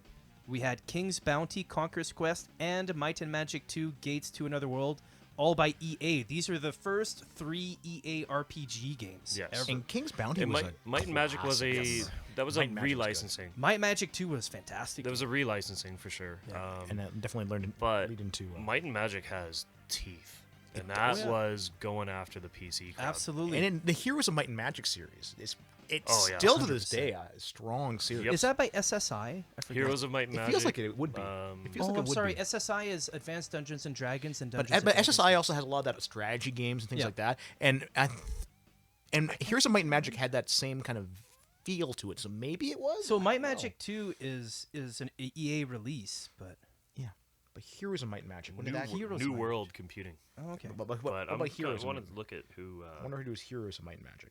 Arcane Studios, Okay. and then well, just for the one game was the 3DO company. That's why. Yeah. That's why I know.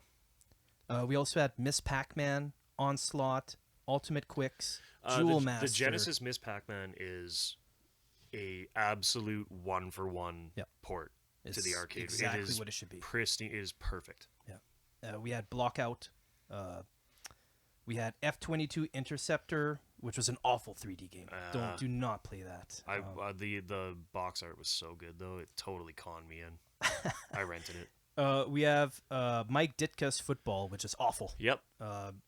People could finally now play that and see, okay, John Madden is the football game. And this is like that's when Steven Katz was actually starting to lose the CEO control, Yeah. and they were looking to replace him.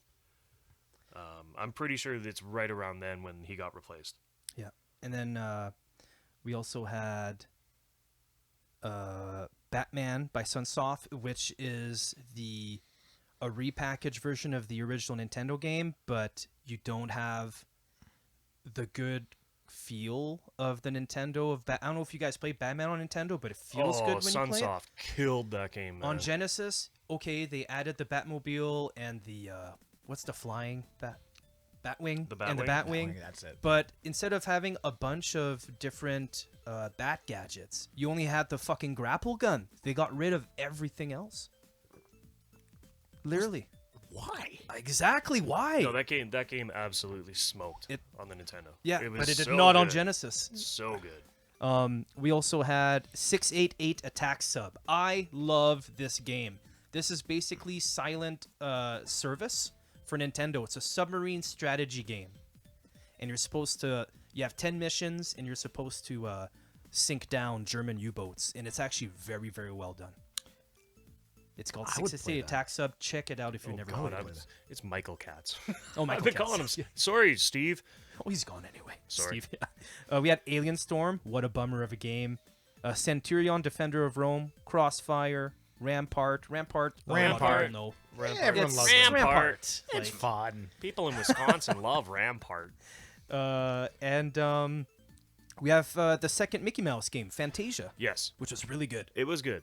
Yeah. It was super good. Like I have to definitely reiterate, had, like, all the Mickey different Mouse games are feel. fantastic for They Sega were, Genesis. and the physics were different in every game, so Yep. it wasn't just more of the same. Exactly. I They loved- didn't I dug repackage that. anything. Yeah. They did all new levels for everything. Yep. We also had the very first NHL game, NHL Hockey, by EA. Yeah.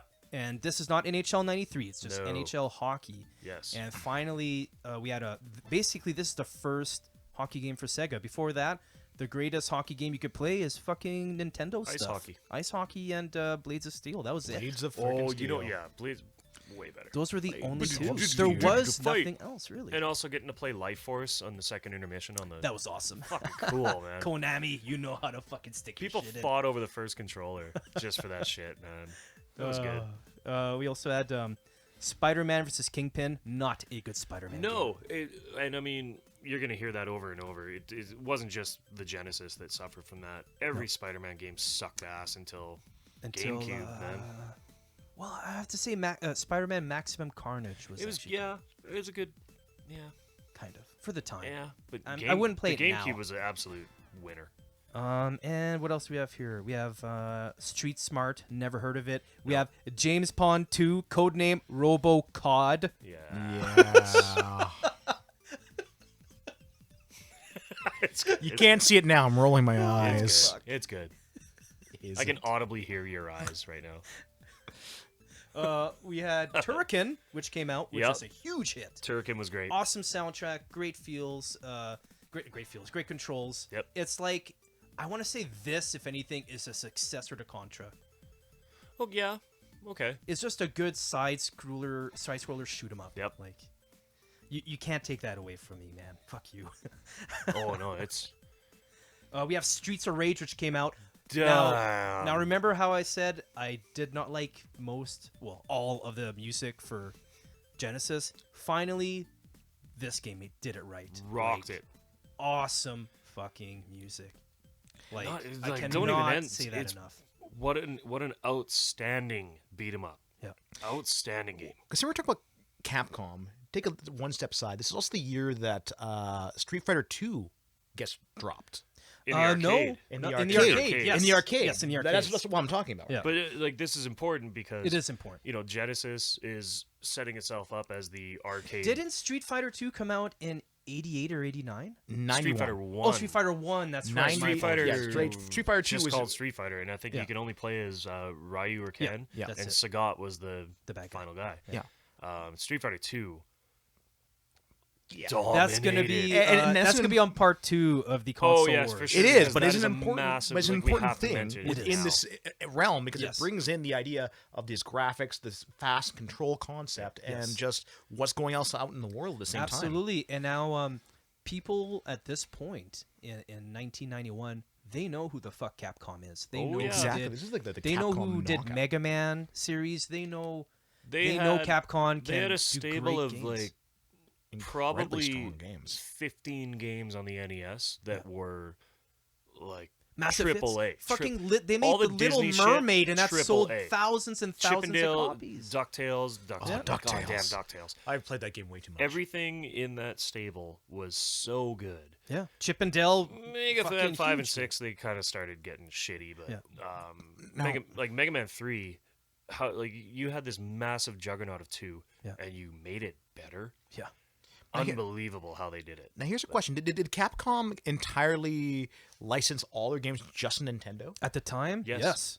So that's probably a big important thing. Their devs were because Nintendo had that deal. Yeah, where that if you 2-year were deal. making games for us, you had to. So 2-year exclusivity. do you think that has a strong impact then moving forward, that through contracting, Nintendo was able to downplay opposing people and using kind of underhanded tactics push Sega under?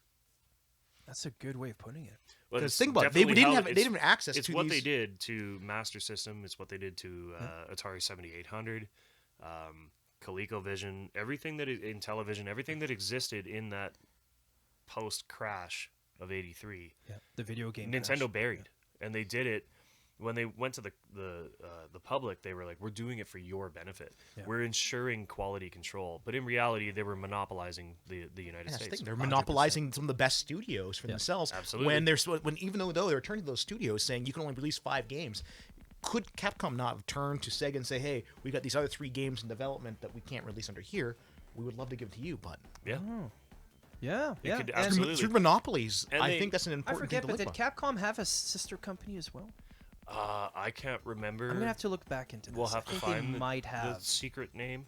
Yeah. But There's yeah, quite a couple companies that the pumped video, out the games. video game did industry this. in the '80s was like shady as shit. That's Yeah. why you go back and you look at when you beat a game in the late '80s and they were credits rolling. Yeah. You don't see a real name because the development companies didn't want their guys getting poached. Yeah. So they put fake names. Yeah.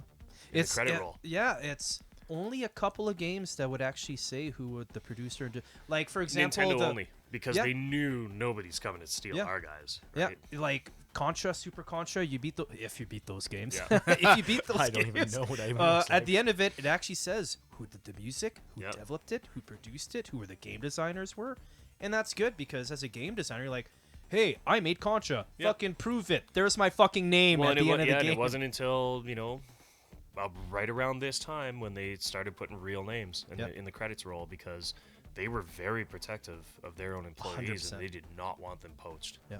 So that's how they Yeah, did it it. would just say like, congratulations, you beat the game. Try harder Well, difficulty. but they would have like fake names. Yeah. Like in Castlevania, the credits roll is all like fun word plays on Yeah. all the like Universal movie monsters and like the actors that played Dracula and like the one programmer's name is like Vlad D Impaler, right? Like they just used fake names. Yeah. So, And it's smart of them, really. yeah, I mean, it was a different era.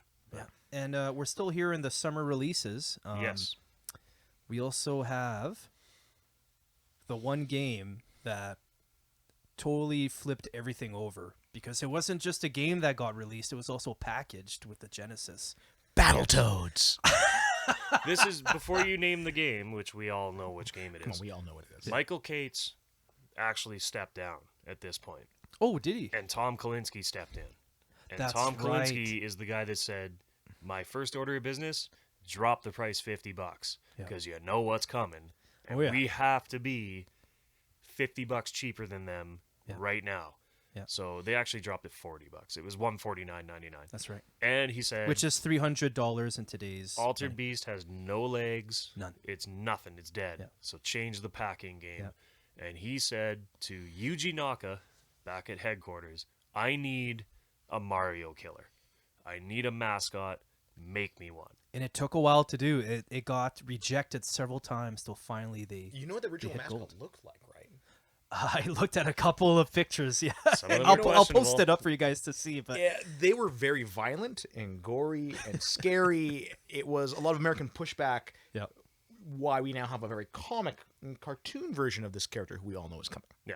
So of course we're talking about Sonic the Hedgehog, Oh, great! we can which finally went to stop sell talking around. 22.2 million copies of this game. Okay, back then, that's $1,405 million. Okay, that's out of how many total copies they ever sold. In Yep. today's money, that's $2,320 fucking million.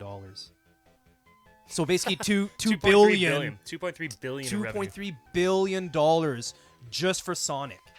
That's insane. This is when what a game. all of my friends started, like there was only a few of us in my Dude, friend when- circle that played Yeah. video games. Yeah. That doubled overnight with this game. Dude, when I remember not getting in fistfights, I remember like arguments in the cafeteria at school. What's better, Sonic or Mario? Yes. And everyone's like, Sonic is so much quicker. And I was getting upset as a young kid. Like, I can't believe Sonic is so much quicker than Mario. Mario's supposed to be the fastest. What's going on? Yep.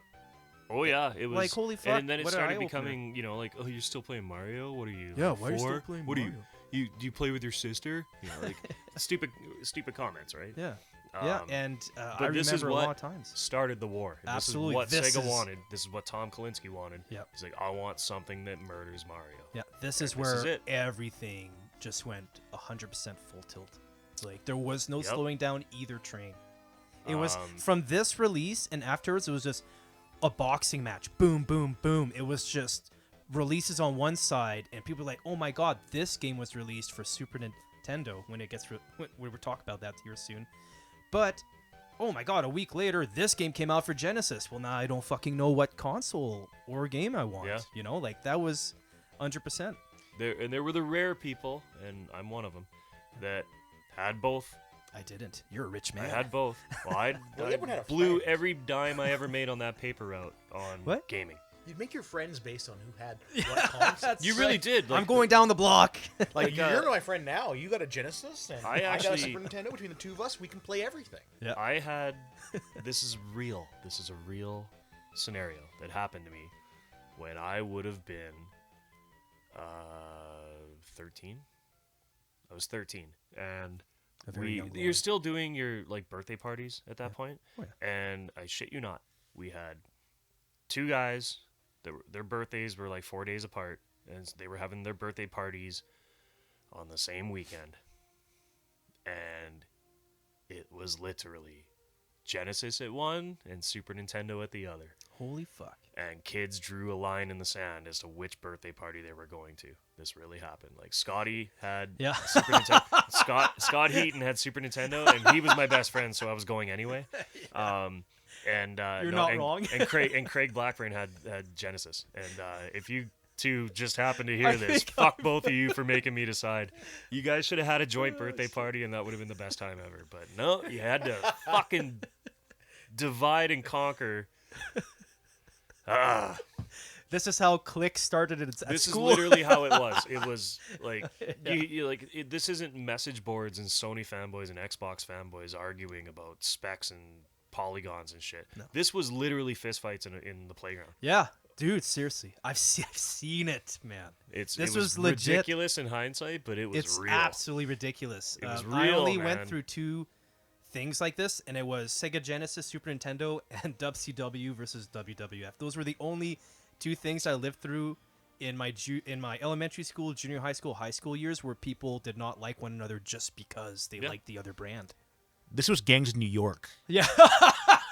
Yeah. Except it happened. Except it happened. It was like BMX, like the Rad movie watchers versus skateboarders. Yeah. It was Yeah. BMX versus Yeah, skateboarding, yeah, right? absolutely. Rad. That was that was filmed in Conklin, Alberta. Yes, or Cochrane. Cochrane, Alberta. yeah. Cochrane, Alberta. Yep. So yeah, that did tremendously well for Sega Boy, did Genesis. it. Holy moly! Like, yeah, now finally everybody that had a Genesis can say, "Yeah, I own a Sega," and then everyone could be like, "Oh, that The thing Sonic, was Sonic." the Sonic console. Yeah. Yeah, and then people could be like, "Fuck yeah, the game, the Sonic console!" Right? They were proud. They finally had a good mascot instead of fucking Alex the Kid or whatever it was before. Alex- Alex. But really, that was it. You had like celebrity names. You had EA, which that was a big draw, right? Because they weren't developing for Super Nintendo yet. Nope, not yet. because it didn't exist. Didn't exist yet. But this is That was right. that was the Christmas, man. Sorry, that was the summer releases. My Yes, and at the end of summer, Dun, dun. this is when Yeah. this is when it starts coming. Yeah, but then we're just gonna cap off the rest of the Genesis games here up until Christmas of '91. Okay. But for the October-November releases, we had Fatal Rewind in October, which if you never heard of that, I don't blame you. It's not that good. No. But I'll put up the art for it. Marvel Land, Mercs, which is a hilarious game. Yes. It's like winners don't do drugs, and you don't have to arrest everybody. You can just shoot them. You're Yeah. a cop Whoa. shooting people. Was it Mercs or Narcs? I think it's Mercs. Because I remember Narcs too. I That remember was Narcs. Maybe was, I'm pretty sure it's Mercs. okay. Anyway, that game was fucking hilarious. We have Outrun, which is a great I- racing game. The music's great. It looks good. Everyone remembers Outrun. Outrun is fantastic. This is like one of my favorite games ever is Castlevania 3 because you can choose Where your you wanna path. be. Yeah. And that's Oh, sorry. Yeah. everything Path. about Yeah. Outrun is that you choose your path after your leg of the race, right? Yeah. Loved Great it. game. Great game. Great soundtrack. We had Quad Challenge, which is basically, it's like kind of like the MotoGP release Yeah. for Genesis, except it's quads. Yep. You have Shadow of the Beast, which is the sequel to Altered Beast. Okay, I didn't know. Yeah. And of course, it didn't do as good as Altered Beast because it wasn't a packaged-in game. and nobody people cared were at like, that "Oh, point." this is just like Altered Beast." Well, and you had Streets of Rage. Yeah.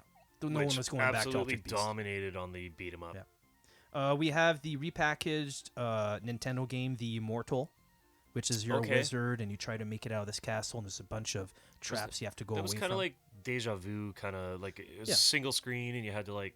Yeah. Right. Yeah. Okay. If you stepped in the wrong way, you'd go through the floor and Yeah. die a horrible death, or a snake would come out of nowhere, or some shit.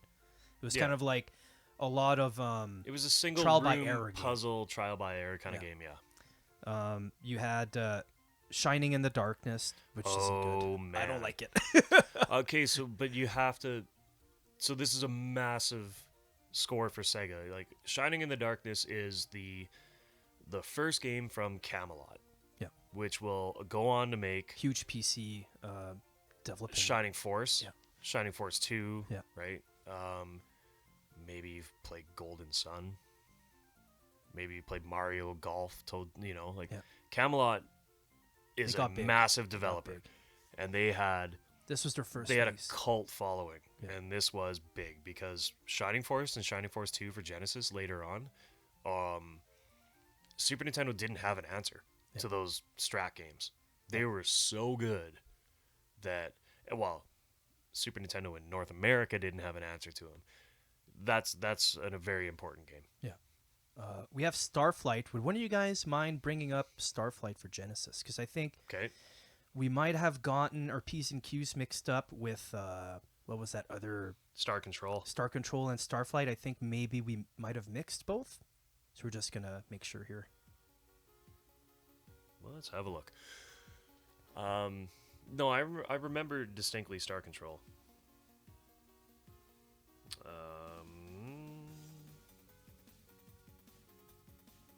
It might be. It's Right? more of a strat game. Yeah. Yeah.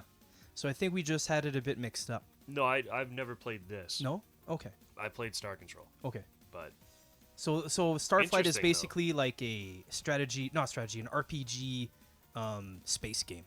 yeah, Yeah. like a Defenders of the Crown kind of style. Yeah. We have Dino Land and Road Blasters, which are literally repackaged games from Nintendo. Yep. We have Marble Madness, another repackaged game. What a We have Pit Fighter, which is a terrible game. Pit Fighter. Terrible game. Atari, are you learning yet? What a so shit. Pit Fighter is one of the first games I remember being totally digitized. Yeah, It same. was real people digitized, Yeah. but It was awful. you had three attacks. Yeah, it was a bad game. Terrible game. They didn't really figure out fighting games at that point yet, though. So that's Atari didn't figure out Yeah. much of anything Yeah. at that point. We have Quackshot, which is a Beautiful game. fantastic Donald Duck. Follows the same style of art as the Mickey Mouse games for Yep. Genesis, which is really good. It's a Excellent lot of fun. Great game. And you have a big hit that came out in November, Toe Jam and Earl. Mm-hmm. Huge Oh, hit. classic. Fantastic multiplayer game. Yep. Awesome, played that years funky later. music. That co-op two-player, it That's what really made that didn't. That was a big itch. Yeah. That nobody was scratching. Yeah. At the time, right? So. It's true. What a great fucking game. Yes. It's you go around, you collect a bunch of items so you can make it to the next spot. And yet, It's really like fun. another game where you point at it, and you go, "That's not on Nintendo." Yeah. That is Sega only, Yeah. right? So it's a console definer. Yeah. I can't remember. I think the first one's Toe Jam and Roll, and the other one's like Toe. Panic on Funkatron. That's right. Panic on Funkatron. Thank you. So we had basically 3 hits between the months of October and November. We had Outrun, Toe Jam and Earl, and Quackshot. Yep. Those were really good. Which none of them mattered. No. because Sonic 3 hits? fucking 4 dominated hits. everything. What's the Oh, I get. What's the fourth hit? Sonic. What's that? Oh, but that was for summer. Yeah. Okay. Yeah, that's not just a hit. That's like a flagship. Yeah. I was to say, hope you're not just glazing No, over no, Sonic not there. at all. Yeah, I know that the sequel's going to be in part 2 of this, but Yeah. boy, did it need to happen, because Oh, yeah. going back and playing 1 now is painful without Really? having that spin, Yeah. like the spin dash. Yeah. Oh yeah. Every goddamn level is like, okay, now we're moving. Okay, yeah.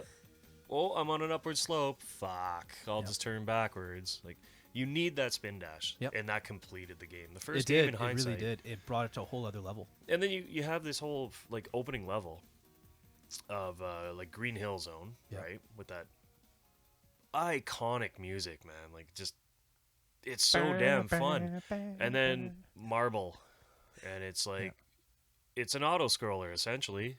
You're like, what the fuck is this doing in like a game where you're supposed to be moving at light speed, Yep. pretty much? Blast The- processing. The beat entire speed. second level of the you were the case, so you lost. You're the first one to say it.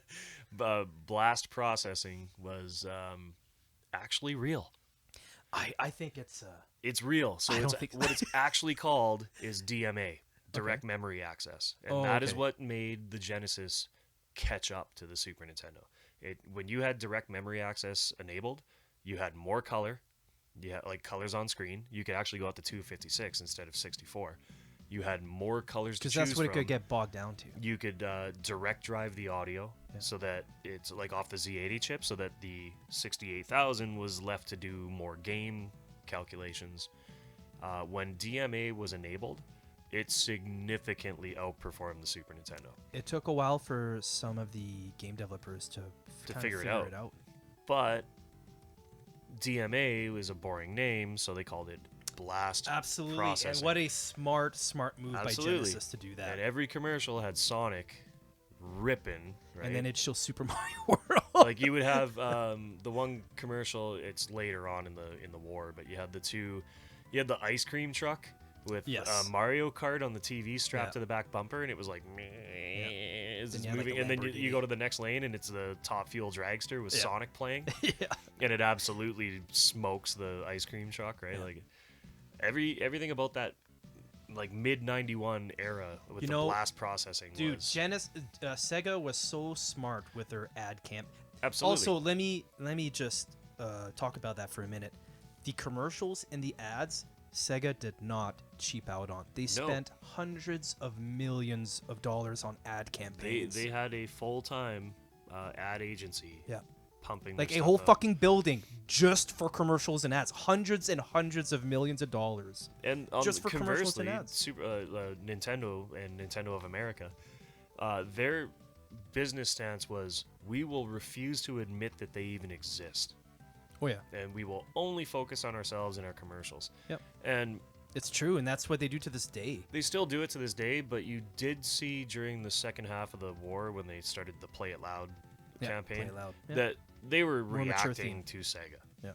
And so They had to. They, by default, they were admitting that they existed. Yeah. So their whole Play It Loud, I initial forgot, strategy yeah. failed. Yeah. Right. Man, you're bringing up some memories I haven't thought of in years, Oh, yeah. man. Play It Loud. I totally forgot about that. And it was the Butthole Surfers. Yeah. Was the song, man. That's right. Yeah. That's God, ska they band. existed. Yeah. Butthole Surfers. Who was in my room last night was the Yeah. tune, man. So, Thanks, Napster, for giving me that tune for free. Christmas of '91 releases for Sega Genesis. 'Kay. We have Battle Master, Caliber 50, Buck Rogers Countdown to Doomsday, which is actually a good game. I heard it was It's good. actually a good game. It's a classic. We have Dark Castle, which is absolute trash. Dark Castle has been trashed on every platform it's ever Yep. been released on. It's weird how some of these IPs Yeah. just intellectual properties for our listener in Wisconsin, the way that they survive and they keep getting pumped out, they keep getting money thrown Yeah. into the wash cycle to be thrown out on yet another console. Like I don't get, like, all those Game Tech Wheel of Fortune Jeopardy they were trash. Yeah. They were. They must have made money though. Wow, yeah. They printed it on fucking. They printed copies out. Like those so- licenses couldn't have been cheap. No. Maybe they were. I don't know. No, they have to pay. The original Macintosh version of Dark Castle was good. But Macintosh. Yeah. Every other version was garbage. Yeah.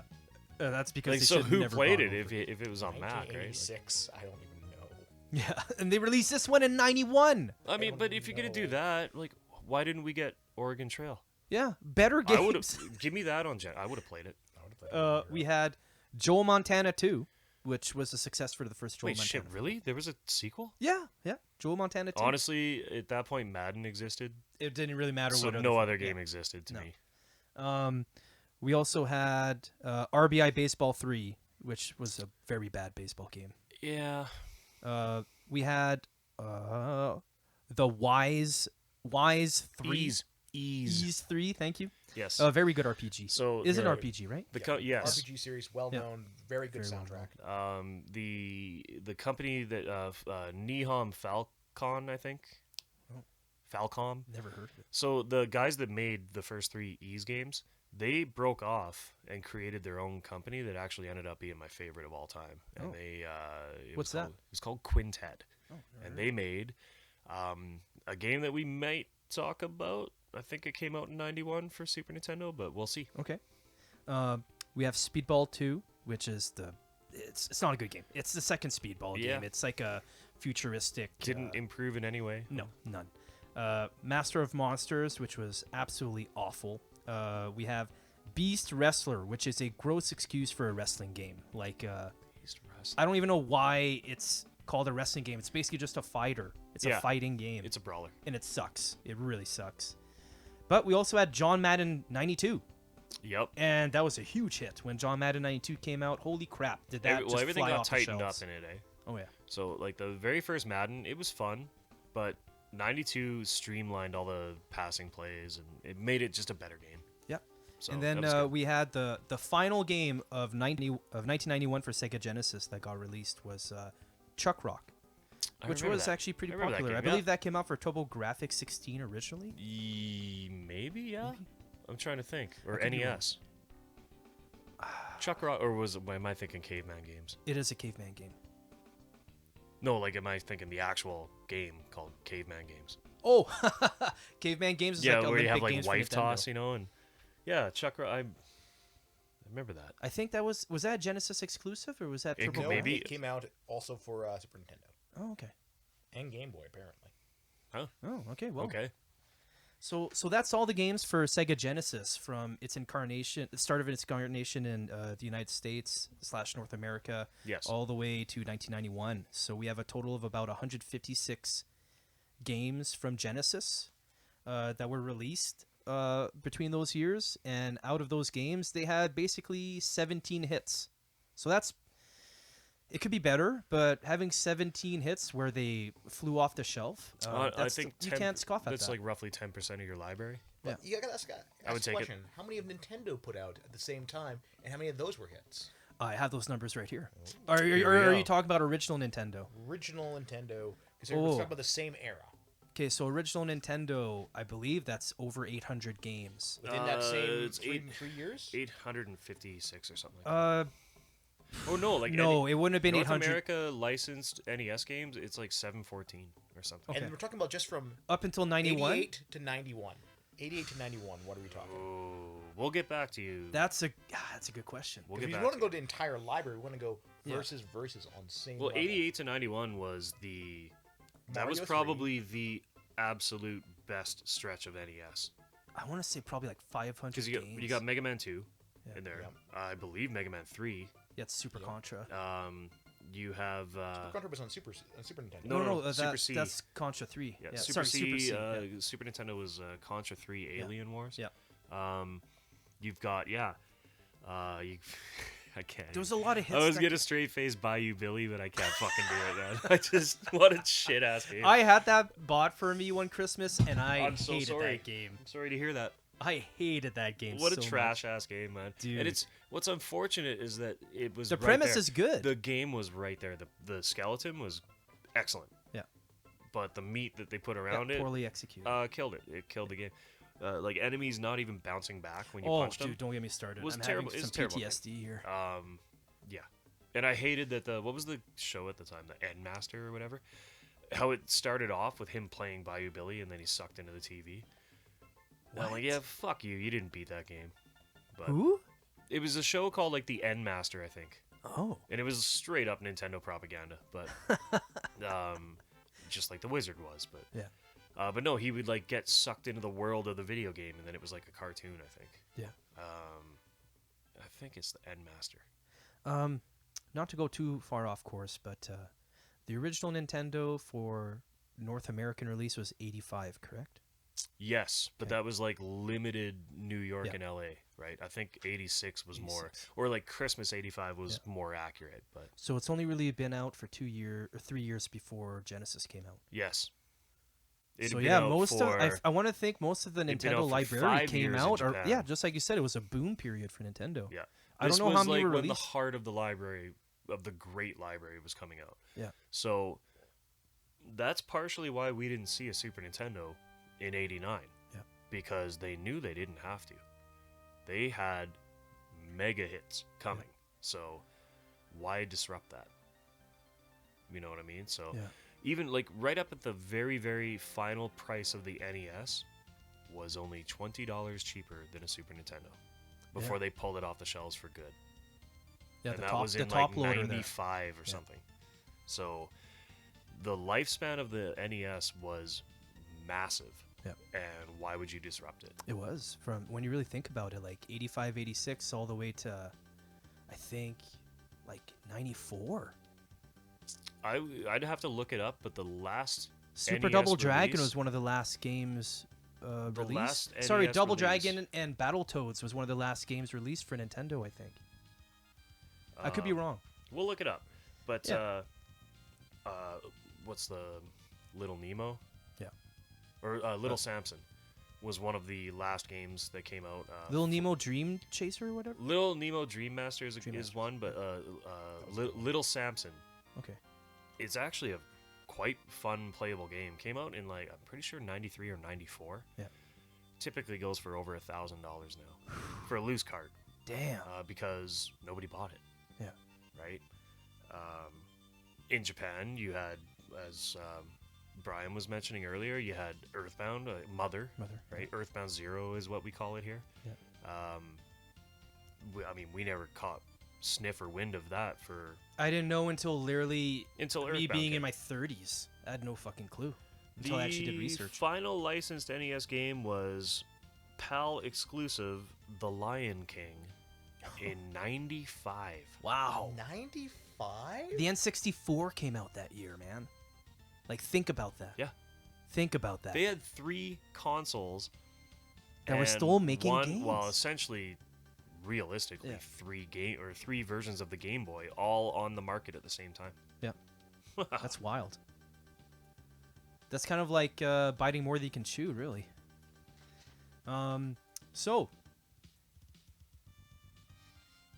August 23rd, 1991. Guess what happened? Something important. I'm gonna- The Super Nintendo was officially released in the North American market for $199. So in today's money, that's roughly basically the same thing as It's the like Genesis. 408. Yeah, 408 it's almost bucks, right? identical. It had a ridiculously awesome SSMP sound chip made by Sony, and I can't. There's a reason that I love this chip, and that's just because literally any game that you could rent, it's gonna sound good. It's not gonna sound bad. It's easy to use. People know what to do with it. People definitely phoned it in. Yeah. There were less than stellar soundtracks on Super Nintendo games, Oh, yeah. but the potential to sound excellent was right there.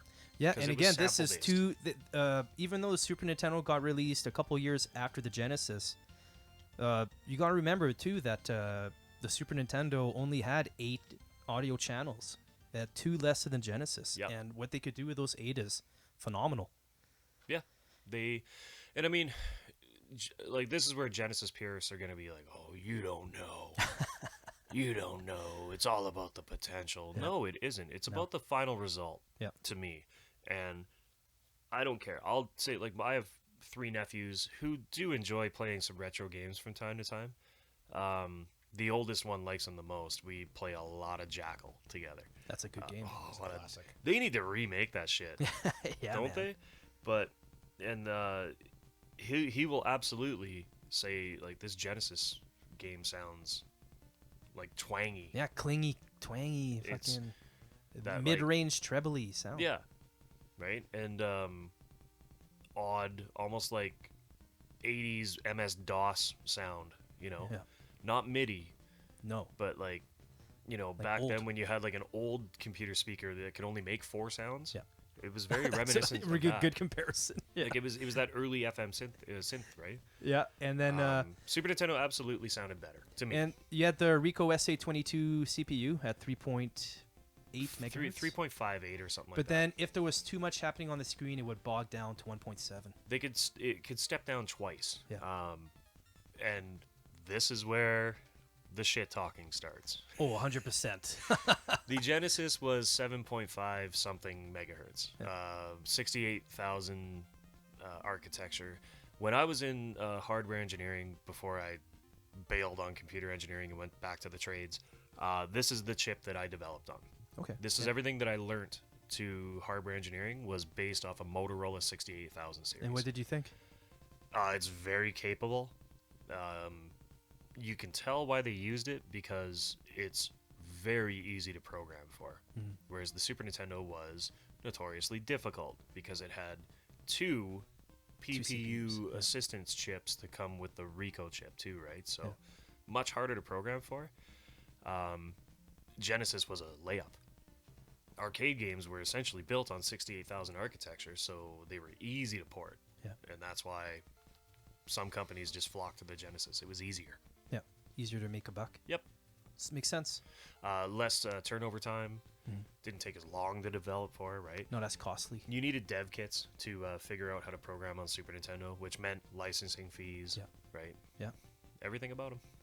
But then, can we also talk about, in my opinion, before they actually, even after they released the 6-button controller for the Genesis, I thought the Super Nintendo controller was the most comfortable controller I've loved ever it. played. But you 4 absolutely buttons, said 2 it. shoulder buttons, like The Genesis 6-button. completely new. that was. I was gonna say the Super Nintendo was the first one to have shoulder buttons, but that's actually for Atari. Yes. Atari Was did it? the first. Atari was shoulder also buttons. the first one to have analog Yeah, controls. that's true. It was terrible. It was terrible, It didn't but- self-center. So when you turned it on, you had to hold the damn thing in the middle Yeah. for the Oh, yeah. 5200. Yeah. It was a piece of shit. It was, but But it you was know the what? Atari first. did one thing good because Super Nintendo copied what they did, and we like them for it. Yeah. They perfected what Atari came out with first. Did not even know they Yeah. had that. It just felt good. It was Like- trash. Like But- I like the Super Nintendo controller. It's not that I hate the Genesis controller. I just don't like the weird Batman logo fucking design of a controller. That's The- just preference. Yeah. though. Some people The love original 3-button, it also felt the buttons were huge. They are felt big. cheap. Yeah. The D-pad felt cheap. And that extends from the Master System. Its controller felt terrible. Yeah. The 6-button Genesis controller was genius. Yeah. It was outstanding, and that's Because why they took that finally- exact design and put Yes. it on the Saturn. And Because- the Saturn controller is the greatest 2D controller ever made. Sega Saturn. Yeah, I Yes. agree. I love the controller. for the Saturn. Phenomenal controller, and it's essentially just a tweaked Genesis 6-button. Yeah. Beautiful controller. So awesome controller, but as far as the design for the console, very still kiddish. Very. It's purple and gray. Yep. It's big buttons. And Very I simple almost design. feel foolishly or incorrectly redesigned the Super Famicom Yeah. console because that was actually I nice. like It was the nice gray looking. the gray one, or the very PAL sleek, version. Or sorry, the PAL Japanese version. Yeah, the PAL and NTSC-J version, Yeah. Famicom version, they were very sleek. Mm-hmm. The 4-button all convex buttons, Awesome. like Awesome. enough where I bought like 4 of them on eBay Yeah. because they're outstanding. Absolutely. The NES with the boxy design, Good at the time, but not good for this I system. mean, the eject button was a feature, I guess. Yeah. sure, but but just that square. I don't know.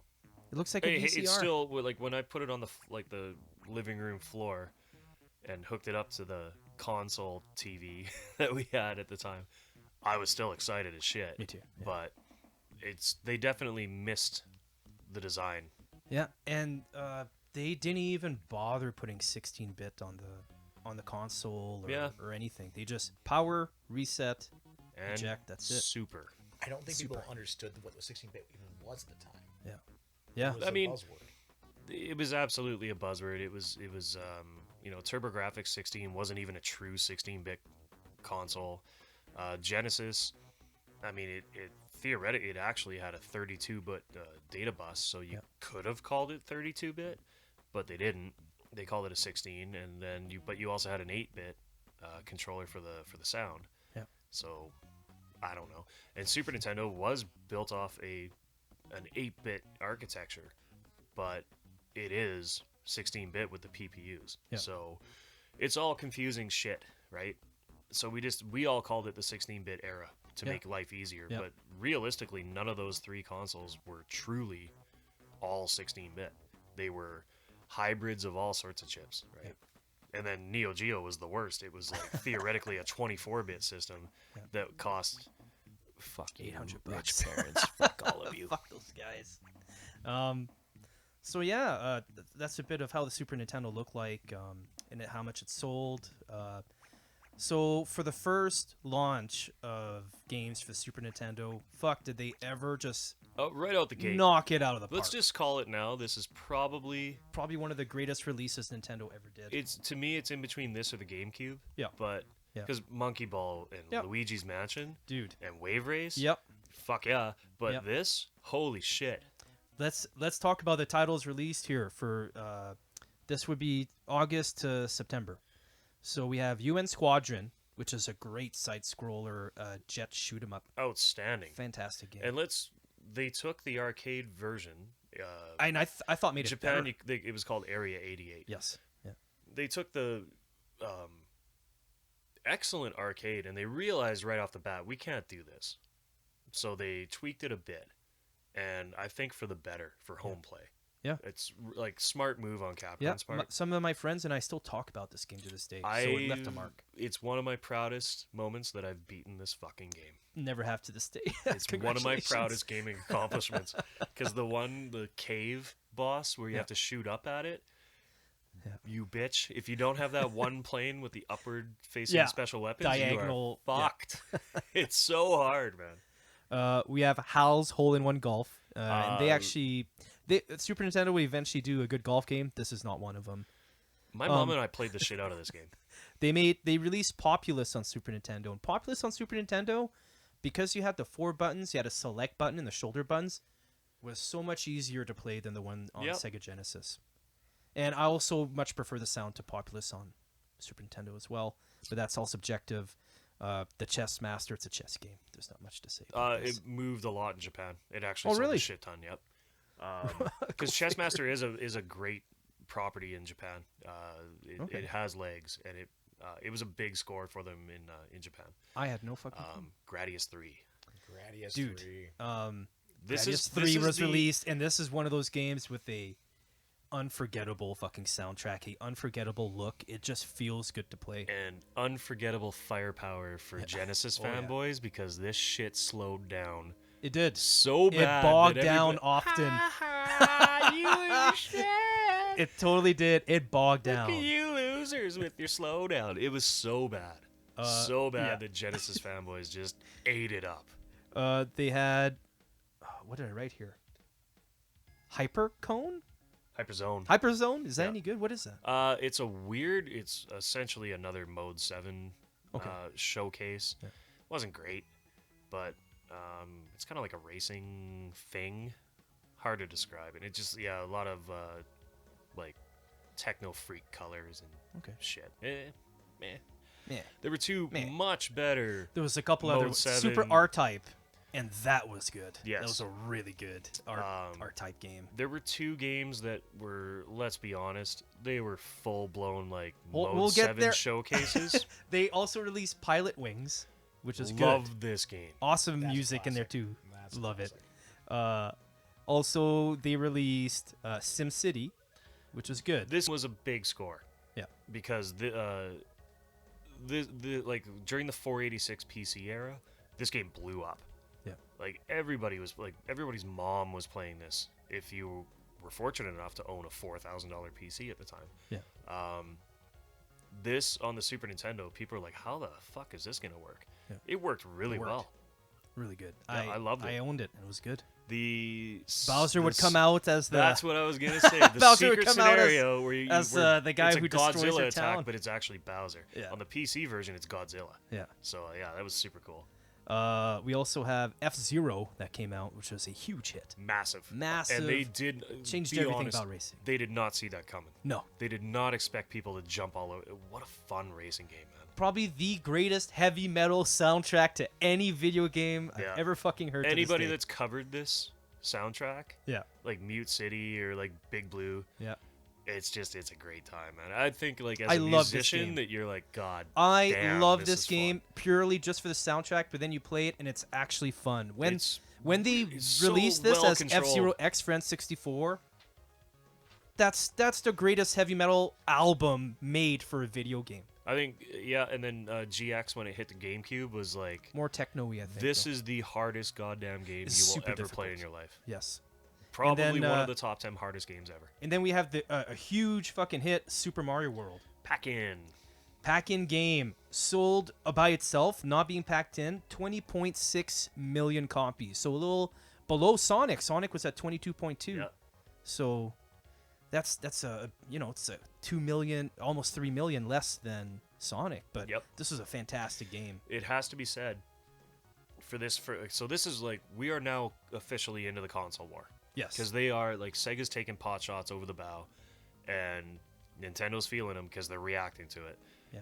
From this point on, we are in the war, and Nintendo comes out of the gate with an outstanding launch, but over the next year, they are struggling to keep up in console sales. Yeah. So It's true.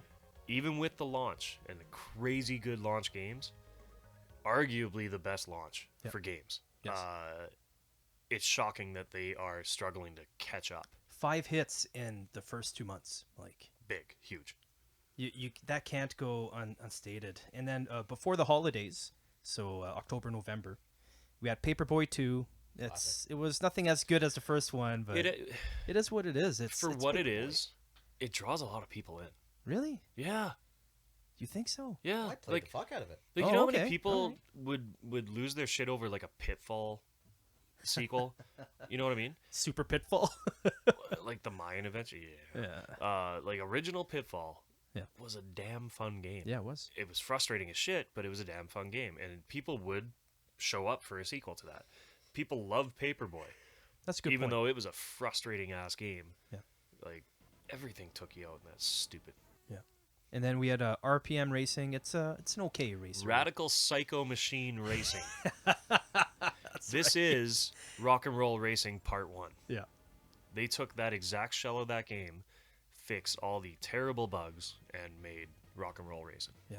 Which was a huge success. Anywhere on this game where the track like crossed over itself, Yeah. you could just turn around and go right back over the finish line and win. Yeah. It's a terrible game. We had Ultraman, which is a huge series and Big movies license, in Japan, but big over license. here in North America, Nobody it heard of didn't that do shit. too well because we don't know who the fuck Ultraman is. It was also $100 game, so nobody bought wow. it. Why was it so fucking because it was Because it was a popular in big Japan. license, so Yeah. they had to make the money back, That's and true. nobody gave a shit. No one. ActRaiser, which is By fucking Quintet, amazing. and Quintet is arguably my favorite developer. So How many favorite developers do you have, man? no, this is it, Quintet. Okay. This is it.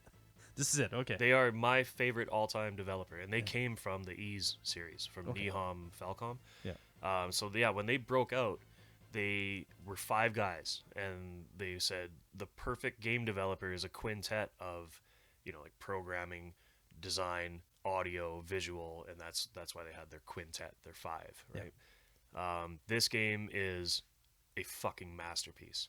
And this is the game I point at when people are like, the Genesis has so much more capability in audio. Yeah, but listen to this shit. That was incredible, that soundtrack. Yep. It's agree with even everything the you said. opening song, you're just like, holy shit, what am I getting into? What a fucking game. Outstanding, like, side-scrolling action platformer, and then you beat the first level and you're like, what the fuck is this? It's a sim. What is going on? Yeah, And they you're put playing you on a a sim twist. as an angel and you're building a town. You're like, what the shit? They actually just re-released this game, eh? I wouldn't put it past them. It's It's a great called fucking title. ActRaiser Renaissance, and it's on Okay. the Switch. I have to check it out. It's heavily remade. And Okay. PC. And PC. Oh yeah, it did come out on Steam. Yeah. I'll check it out. Yep. We have John Madden Football Yes, on Super Nintendo. they needed it. They did. Yeah. But we already talked about this. It's literally a carbon copy of Genesis, and the graphics look a little more colorful. And the sound is clearly. Here's one for you Genesis fanboys. I will absolutely throw it your way. It plays 10 times better on Genesis. Yeah. Absolutely. The 3-button layout. It was a bit. It's just smoother. Yeah. It's meant Yeah. to be played on Genesis. I agree. But we still got to play it on Super Nintendo, you Yeah. know. If you only had a Super NES, at least you still got to play it. But And we had Darius Twin, which is okay. I love this game. It's because it was 2-player side-scrolling R-type style. Yep. And then you chose if you wanted like the blue photon style you weapon could or choose the what laser weapon you style wanted. weapon. Yeah. Yeah. And then the upgrades were like 7-fold or something. We have the fucking humongous blockbuster hit, Bill Lambert's Combat Basketball. This is the worst fucking game ever It's made. so slow. It's such a slow, dumb premise of a game. It's a space basketball game, and Yeah, and there's like full contact. it's so dumb. And it's like, so Bill Lambier was known for being a little rough on the court at the time in the NBA. I'm sorry, you don't build a licensed No. game around a literal fucking middle of the pack center. It's a terrible game. It's a shit Terrible. game. It's so fucking And slow. It's what awful. makes it terrible is it's overhead. Yes. not like perspective like the TV camera. It's not side scroll. It's No. literally Literally all you overhead. see is their fucking head. You see heads and arms. And you see an that's arm it. like go. Dumbest You know, looking thing I've ever it's seen. the dumbest game ever. Don't play it. Not even for shits and giggles, no. like Shaq Fu. Like at least Fuck play that. that for fun. Oh, that game is terrible. But for November, October months, pre-Christmas, we do have 2 hits that came out. Yes. We have actually 3. Sorry, we have Super Goals and Ghosts, which which sold 1.1 million copies. It's It the is- greatest version. It's probably of the this game. best version of Yeah. the game, and if I'm gonna make mention of a guy a couple times here because he's a very prominent like challenge gamer / speed gamer, and his name's PJ DeCaesar. He challenged himself to beat this game using only the torch, which is the worst Jesus weapon. Murphy. Yeah, and he it does is. it in like 37 minutes. What? Yeah, he's ridiculous. He's The fact that he even beat it with just a torch is I insane. highly recommend like check his Twitch channel the out, PJ fuck? DeCaesar. You He never is, grab the torch. He is unbelievably good at I have to check this out because that fucking is hard unheard games. And there is one coming up I know you're gonna mention. of. So before I hit that one, Final Fight came out, and that sold 1.5 million copies, Yes. and that was Another classic. that was probably at the time. Because I was a Super Nintendo boy, that to me looked and felt better than Streets of Rage, but sadly enough, it wasn't 2 players. That's what kills The it. one thing that killed it is it was not a 2-player But also game. I will but as it a still guy, sold 1.5 million like copies. I'll definitely be a guy like if I had to at the end of the day choose one or the other console, which we'll do in the final part, I'm Yeah. sure. But I gotta give this one a Streets of Rage. I have to give this one a Final Fight. it's- Just the if sound and everything. One player That's just ruined it. this game Yeah. for me. Yeah. Like absolutely killed the heart and soul of why Yeah. why we lost fucking endless quarters in the arcade Yes. because 2-player is what made it so fun. Yeah. Absolutely, I can agree with that. Like you accidentally throw the guy and you take your own partner out and you're like, sorry. That's and right. you cause like Yeah. issues. Yeah. You cause like Turmoil. hatred by taking your own partner out, right? Yeah. But Streets of Rage was, I just think it was an excellent game. I thought it was better. Yep. And then we have by Square Final Fantasy II, which sold Yeah. 1.84 million copies. I know Final Fantasy VII is what's considered the the gateway RPG that opened it up to everybody. And I think you both agree, but this one to me was the one that did it.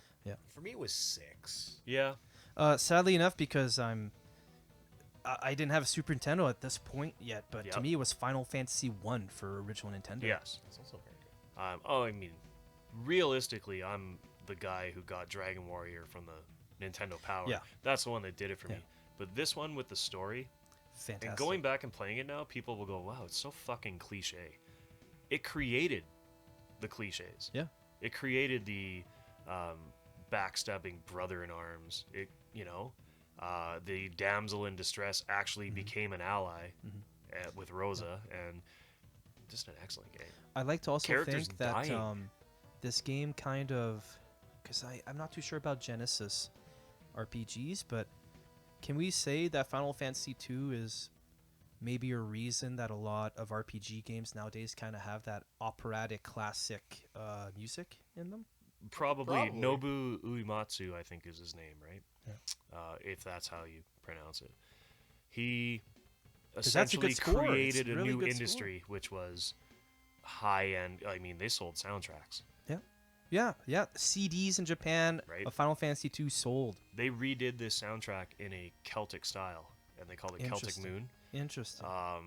And it sold, I think, as many copies as the game. Wow. In Japan, it well, sold that's a because lot it's of copies. it's a good score. Yeah, it like- is. It's beautiful. Can we say this is probably where JRPGs started, or do you think it started earlier Like than that? console JRPGs. Yeah.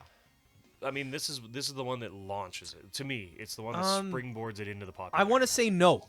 I think the first JRPG for Super Nintendo was Final Fantasy Mystic Quest. No, that came out after this. I know, but that's more of a JRPG than this one is, would it not be? I mean, realistically, Mystic Quest is Final Fantasy Legend 4. Yeah. It's because it was the same team as Legend 3, Okay. which is called Yeah, Saga. so you can in just Japan. say, Tom, you're fucking wrong. No, and you're it's wrong. fine. You're fucking wrong. This It's fine. Like maybe Dragon that was Quest? baby's first Yeah. RPG, Mystic Quest, and that's exactly what they designed it to be, like an intro for American players to get more into the style. Yeah. But like realistic first console JRPG, I mean, I don't know, probably Phantasy Dragon Star? Quest. Yeah, probably Dragon Quest? Okay, Dragon Quest would be 87, I think. Yeah. For original If Nintendo. not that, then it's like Ultima. Ultima? Yeah.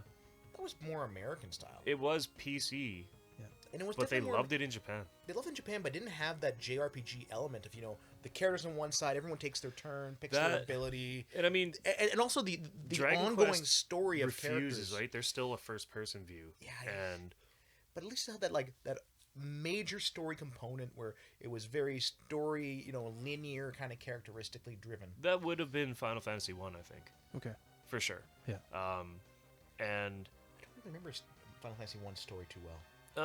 well, because it was There's convoluted sky and ships shitty, and everything in but it. like, because Garland, right off the bat, they go to Garland's tower and they beat him, and then he jumps into a time warp and he becomes Chaos 2,000 years from now. And then you go back in That's time like a- 2,000 years, and it's That a sounds like a stupid JRPG. story. Yeah. But it's definitely JRPG, That sounds Yeah. like JRPG. right? Yeah. Yeah, for sure. Yeah. So that was pre-holidays, and Super Nintendo's doing really good so far. Yeah. They didn't release nearly as many games as Genesis does, but so far they have more hits in a smaller amount Yes. of time than Genesis does, and that's what's really important right now. Yeah, they need quality off the bat, right? Absolutely. Because you have to. They have a problem too that Genesis didn't have. Yeah. Right. Sega did not have the pre-perceived problem of, they just had buy our shit. Yeah. Please buy our shit, and Nintendo had to go to every single person who had just dropped $1,000 over time into their NES collection and say, "Good, now fuck that, buy the new one." Like, everything that you bought off us, thank you, but disregard it and buy our new one. Yeah. That is better, That's better. right? So for the 91 Christmas season for Super Nintendo, it's a little underwhelming what they released, sadly enough, but this Yep. is what was released at the time. So they released Lagoon, Super Off-Road, Home Alone, I don't even need to talk about that game. No, you It don't. Sucks. Super Off-Road, decent. Decent. That was another arcade port, score, yeah. right? Um, Lagoon is another PJ to Caesar game. uh, yeah. it is filthy hard. Yeah. Because your sword is 2 fucking millimeters long. Yeah. And you run into everything, and it's like Nasir, I think is the main character's name. The text boxes are like Final Fantasy 2 or 4. It's really 4. Yeah. When you read the text boxes, it has like that polish. It feels like you're reading like Target, you know. And then you play Lagoon, and that is absolute fucking giant tiger. Like you know, like they're just cheap looking, and they're it's a weird game. Super Baseball Simulator, which is Super Baseball Simulator 1000. I owned it. It's okay. It's not as good as eventually when they release MLBPA, I think, which was actually pretty good. It's baseball with power-ups. Yeah. The pitchers can have like instead of pitching a ball, you see 3. Yeah. So you don't know which they one get to swing at. special pitches, and the batters And then get the batters special. have special powers Yeah. like speed running and like a homing missile ball that goes right to the wall and shit. Yep. Yeah, literally. Yep, it was a game. It was a game. It was released. It was fun. It existed. There was D-Force, which isn't Dick Force, so Or it's not definitely not Dragon Force either. no. We There's had no fire and flames in this. we had Miracle Piano, which was such a failure. So Yes. it was a Super Nintendo add-on. You had this MIDI keyboard that you would plug into your Super Nintendo, and it was a learning tool. You were supposed to learn how to play piano, but at the time, guess how much they fucking sold this thing for back then? $350. $420 American. Ooh. You're paying more for Not this than a fucking Super Nintendo. So of You're course it's paying gonna more fail. than private lessons Yeah, at the time. yeah. You know? It's like if you wanted just to learn or have a smaller keyboard that because this did exist on computer already because they had plugins for that. Never mind. So this was basically a console add-on. If you didn't have a computer or if you didn't have a keyboard and Yes. you want to learn piano, Super Nintendo's like, here you go. Which is the Super Nintendo had an extension port on the bottom. Yeah. The Genesis also had an extension But port on the the bottom. Sega Genesis was never utilized. There was something. There was nothing. There was something. It just hasn't come out yet Oh, okay. in this well, timeline. There's something massive. yes, that but Sega at the releases time, that basically uses that nothing. expansion port. For Absolutely. what we're talking about, it's not even in play here yet. No. And then they released Super Castlevania 4, which was Love a this huge game. success. They We sold love this game. 500,000 copies.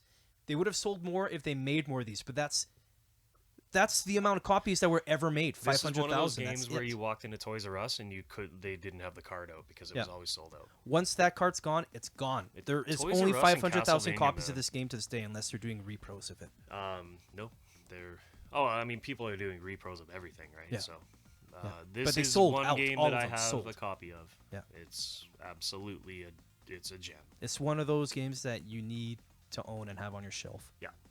It's just, it's good. It's good in every way. It is. I agree with Retronauts. It is not an S tier Castlevania game. It's maybe an A. It's a great game, but is a great game. there's some good games in the series. Yeah. If you have Do you rank this one a bit higher than Castlevania 3 for original Nintendo? no, So I how would about put Castlevania 3 Castlevania above 1? this game. How This about is Castlevania 1 to Castlevania 4? 4 is better. It plays better. The being able to jump off of the stairs and onto the stairs is a massive thank you, because Castlevania 1 is nope.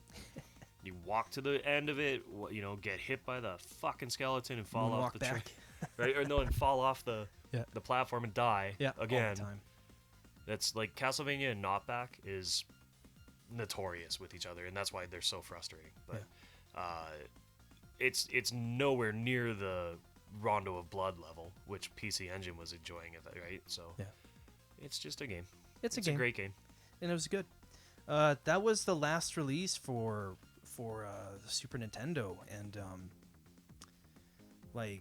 there's a lot that's going to be happening here for the next part. This is when everything just amps Explodes. up. There's Sony and Super Nintendo, I believe, have a meeting, and it doesn't go very well. It starts off It really starts well. off okay, but then there's some backstabbing going on there. Yep. Yeah. But we'll talk about that a bit later.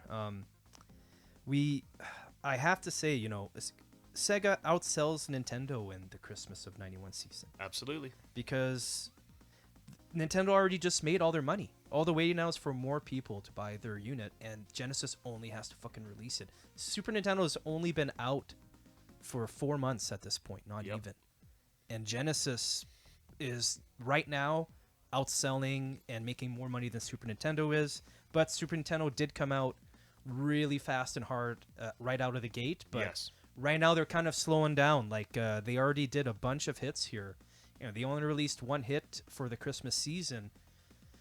So it really asks, like, what's going to happen here after Christmas? Yep. A lot's going to happen. 92 is a very important year. Yeah, and again, you can't overlook that back in those days, it was all about commercials and ads. That's what moved units. Yep. That was it. If you had a bunch of money in there, and for your ads and commercial campaigns, you were selling shit. Nintendo didn't take it all that seriously just yet. No, it was just now you're playing with power, superpower. That's it. And that was it. But Genesis was like fucking left, right, and center with all their very, very smart ad campaigns, Yep. man. Taking jabs. This Yep. is the beginning of the screaming Sega. Yes. It was a very important moment for sure. Yeah. A And lot of momentum too going into 92. absolutely. And at this point, from the release of the Genesis and the Super Nintendo, when you compare both units, with Sega having 150 plus games and Super Nintendo basically only having, have it here, 31 games, Yep. right? Genesis had 17 hits out of 150 plus games. Nintendo had 9 hits out of 31 games. That is literally a third of your games are major hits. Yeah. That's really good.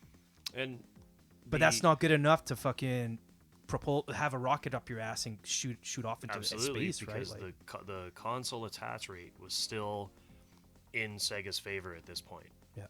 Sega was enjoying a higher attach rate, which they essentially just meant how many games did the average Genesis owner own, as opposed to how many for Super Nintendo owner. And Genesis was approximately 8 or 8.5 to 1 at that point, and Super Nintendo was 4. yeah. So Because again, that's these where aren't the money, cheap games. This is the revenue and the profit, right? Yeah. The console itself, you're not making much money, if at all. And on the other side, plus Genesis has just dropped the price of the console Yeah. $40. So that's $40 in profit that they were losing. Trust me, back in the day, if you weren't making income or you didn't have a paper route or something, you were screaming at your parents to fucking get one of And these. you- and you if were your only parents were getting like, "Hey, one. this is $40 cheaper," guess what the fuck they're buying? Absolutely. And you're walking into Toys R Us at that time was the big one. Or like if in the States, you'd have like Funko, Babbage's. Yep. But or for us, we had Sears. Sears, Kmart. But you walk Zellers. into Toys R Us and you go down the video game aisle, and the Genesis aisle is 5 packed. times bigger than Oh, the yeah. Super Nintendo aisle. Yeah. That stands out.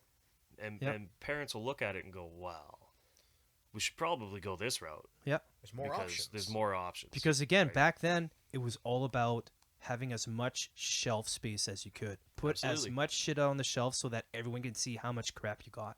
And it would just have And it it. worked. Your eye will immediately go to the Genesis section because Yep. it was all black and red and Yep. cool and right. And the Super Nintendo section was just Fun. colorful, right? Colorful fun. Yeah. The games were, I remember my neighbor at one time, he bought the Genesis and refused to buy Super Nintendo.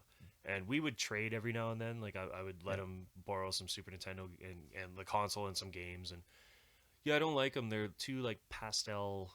They're too colory. Yeah. I'm like too colory? What is that word? So he didn't like it. He thought the Genesis and the TurboGrafx were the better way to go. Yeah, it's all So- subjective, right? So- Yep.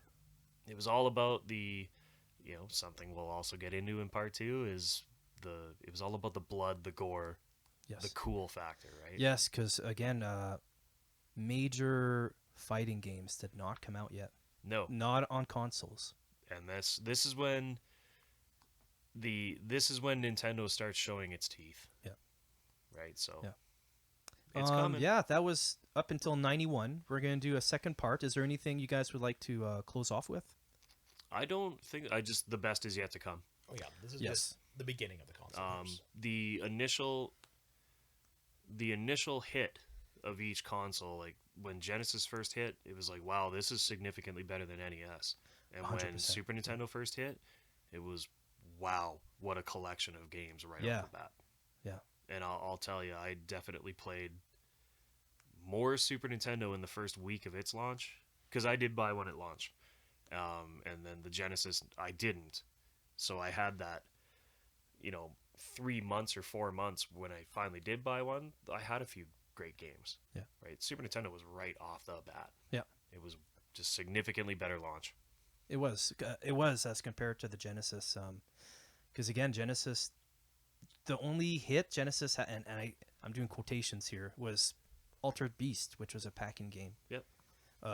If you had to pick between Altered Beast and Super Mario World, I'd pick Super Mario World any fucking day, because I do not like Altered Beast. Yep. But that's all right. Is there anything you guys like to plug? Nothing off the top of my head. Really? Not Analog Brewing or Well, I something? guess we could say Analog Brewing, but I have nothing new coming out in the next little while. Well, the Christmas pack, we're Sold out. finally going to enjoy it right away. I'm still waiting for the box, actually. Due to flooding in Vancouver, the boxes aren't going to show up. How many for a beers bit. is in this Christmas 12. pack, and what does it involve, and who's involved in it? 12 different beers, 12 different collabs, Nice. All brewed where? all at our brewery. Right on. And there's it's there's- kind of insanity. There's Dog Island, there's Bent Stick, there's Alley Cat, Is Snake Lake in there? Snake. Get the fuck next outta year's here. next year's Snake Lake. Next year's Oh, Snake- okay. Next year's Snake Lake. But we had it was a pretty good turnout. Yeah. I'm Good. really excited for that. And one. I saw Other pictures. You breweries guys were showed having fun. interest too. They just couldn't make the schedule We just work. couldn't Like handle White Tooth wanted in White from Tooth wanted Golden. it in. We wanted to do some That's stuff. a big. That'd be a wicked collab. We're going to do some Il Sauvage in the upcoming year. Probably some electric bicycle and fun things like that. I want Drew to come to town That'll be a fun collab. for sure. Oh man. Well, check out Analog Brewing. Check out my channels, Shredding Beers and Tits for the Shits and 8-Bit Tom Recording. Yeah, we'll be back for part 2 of the Great Console Wars. Thanks for being here, you guys. Great being here. See you guys soon.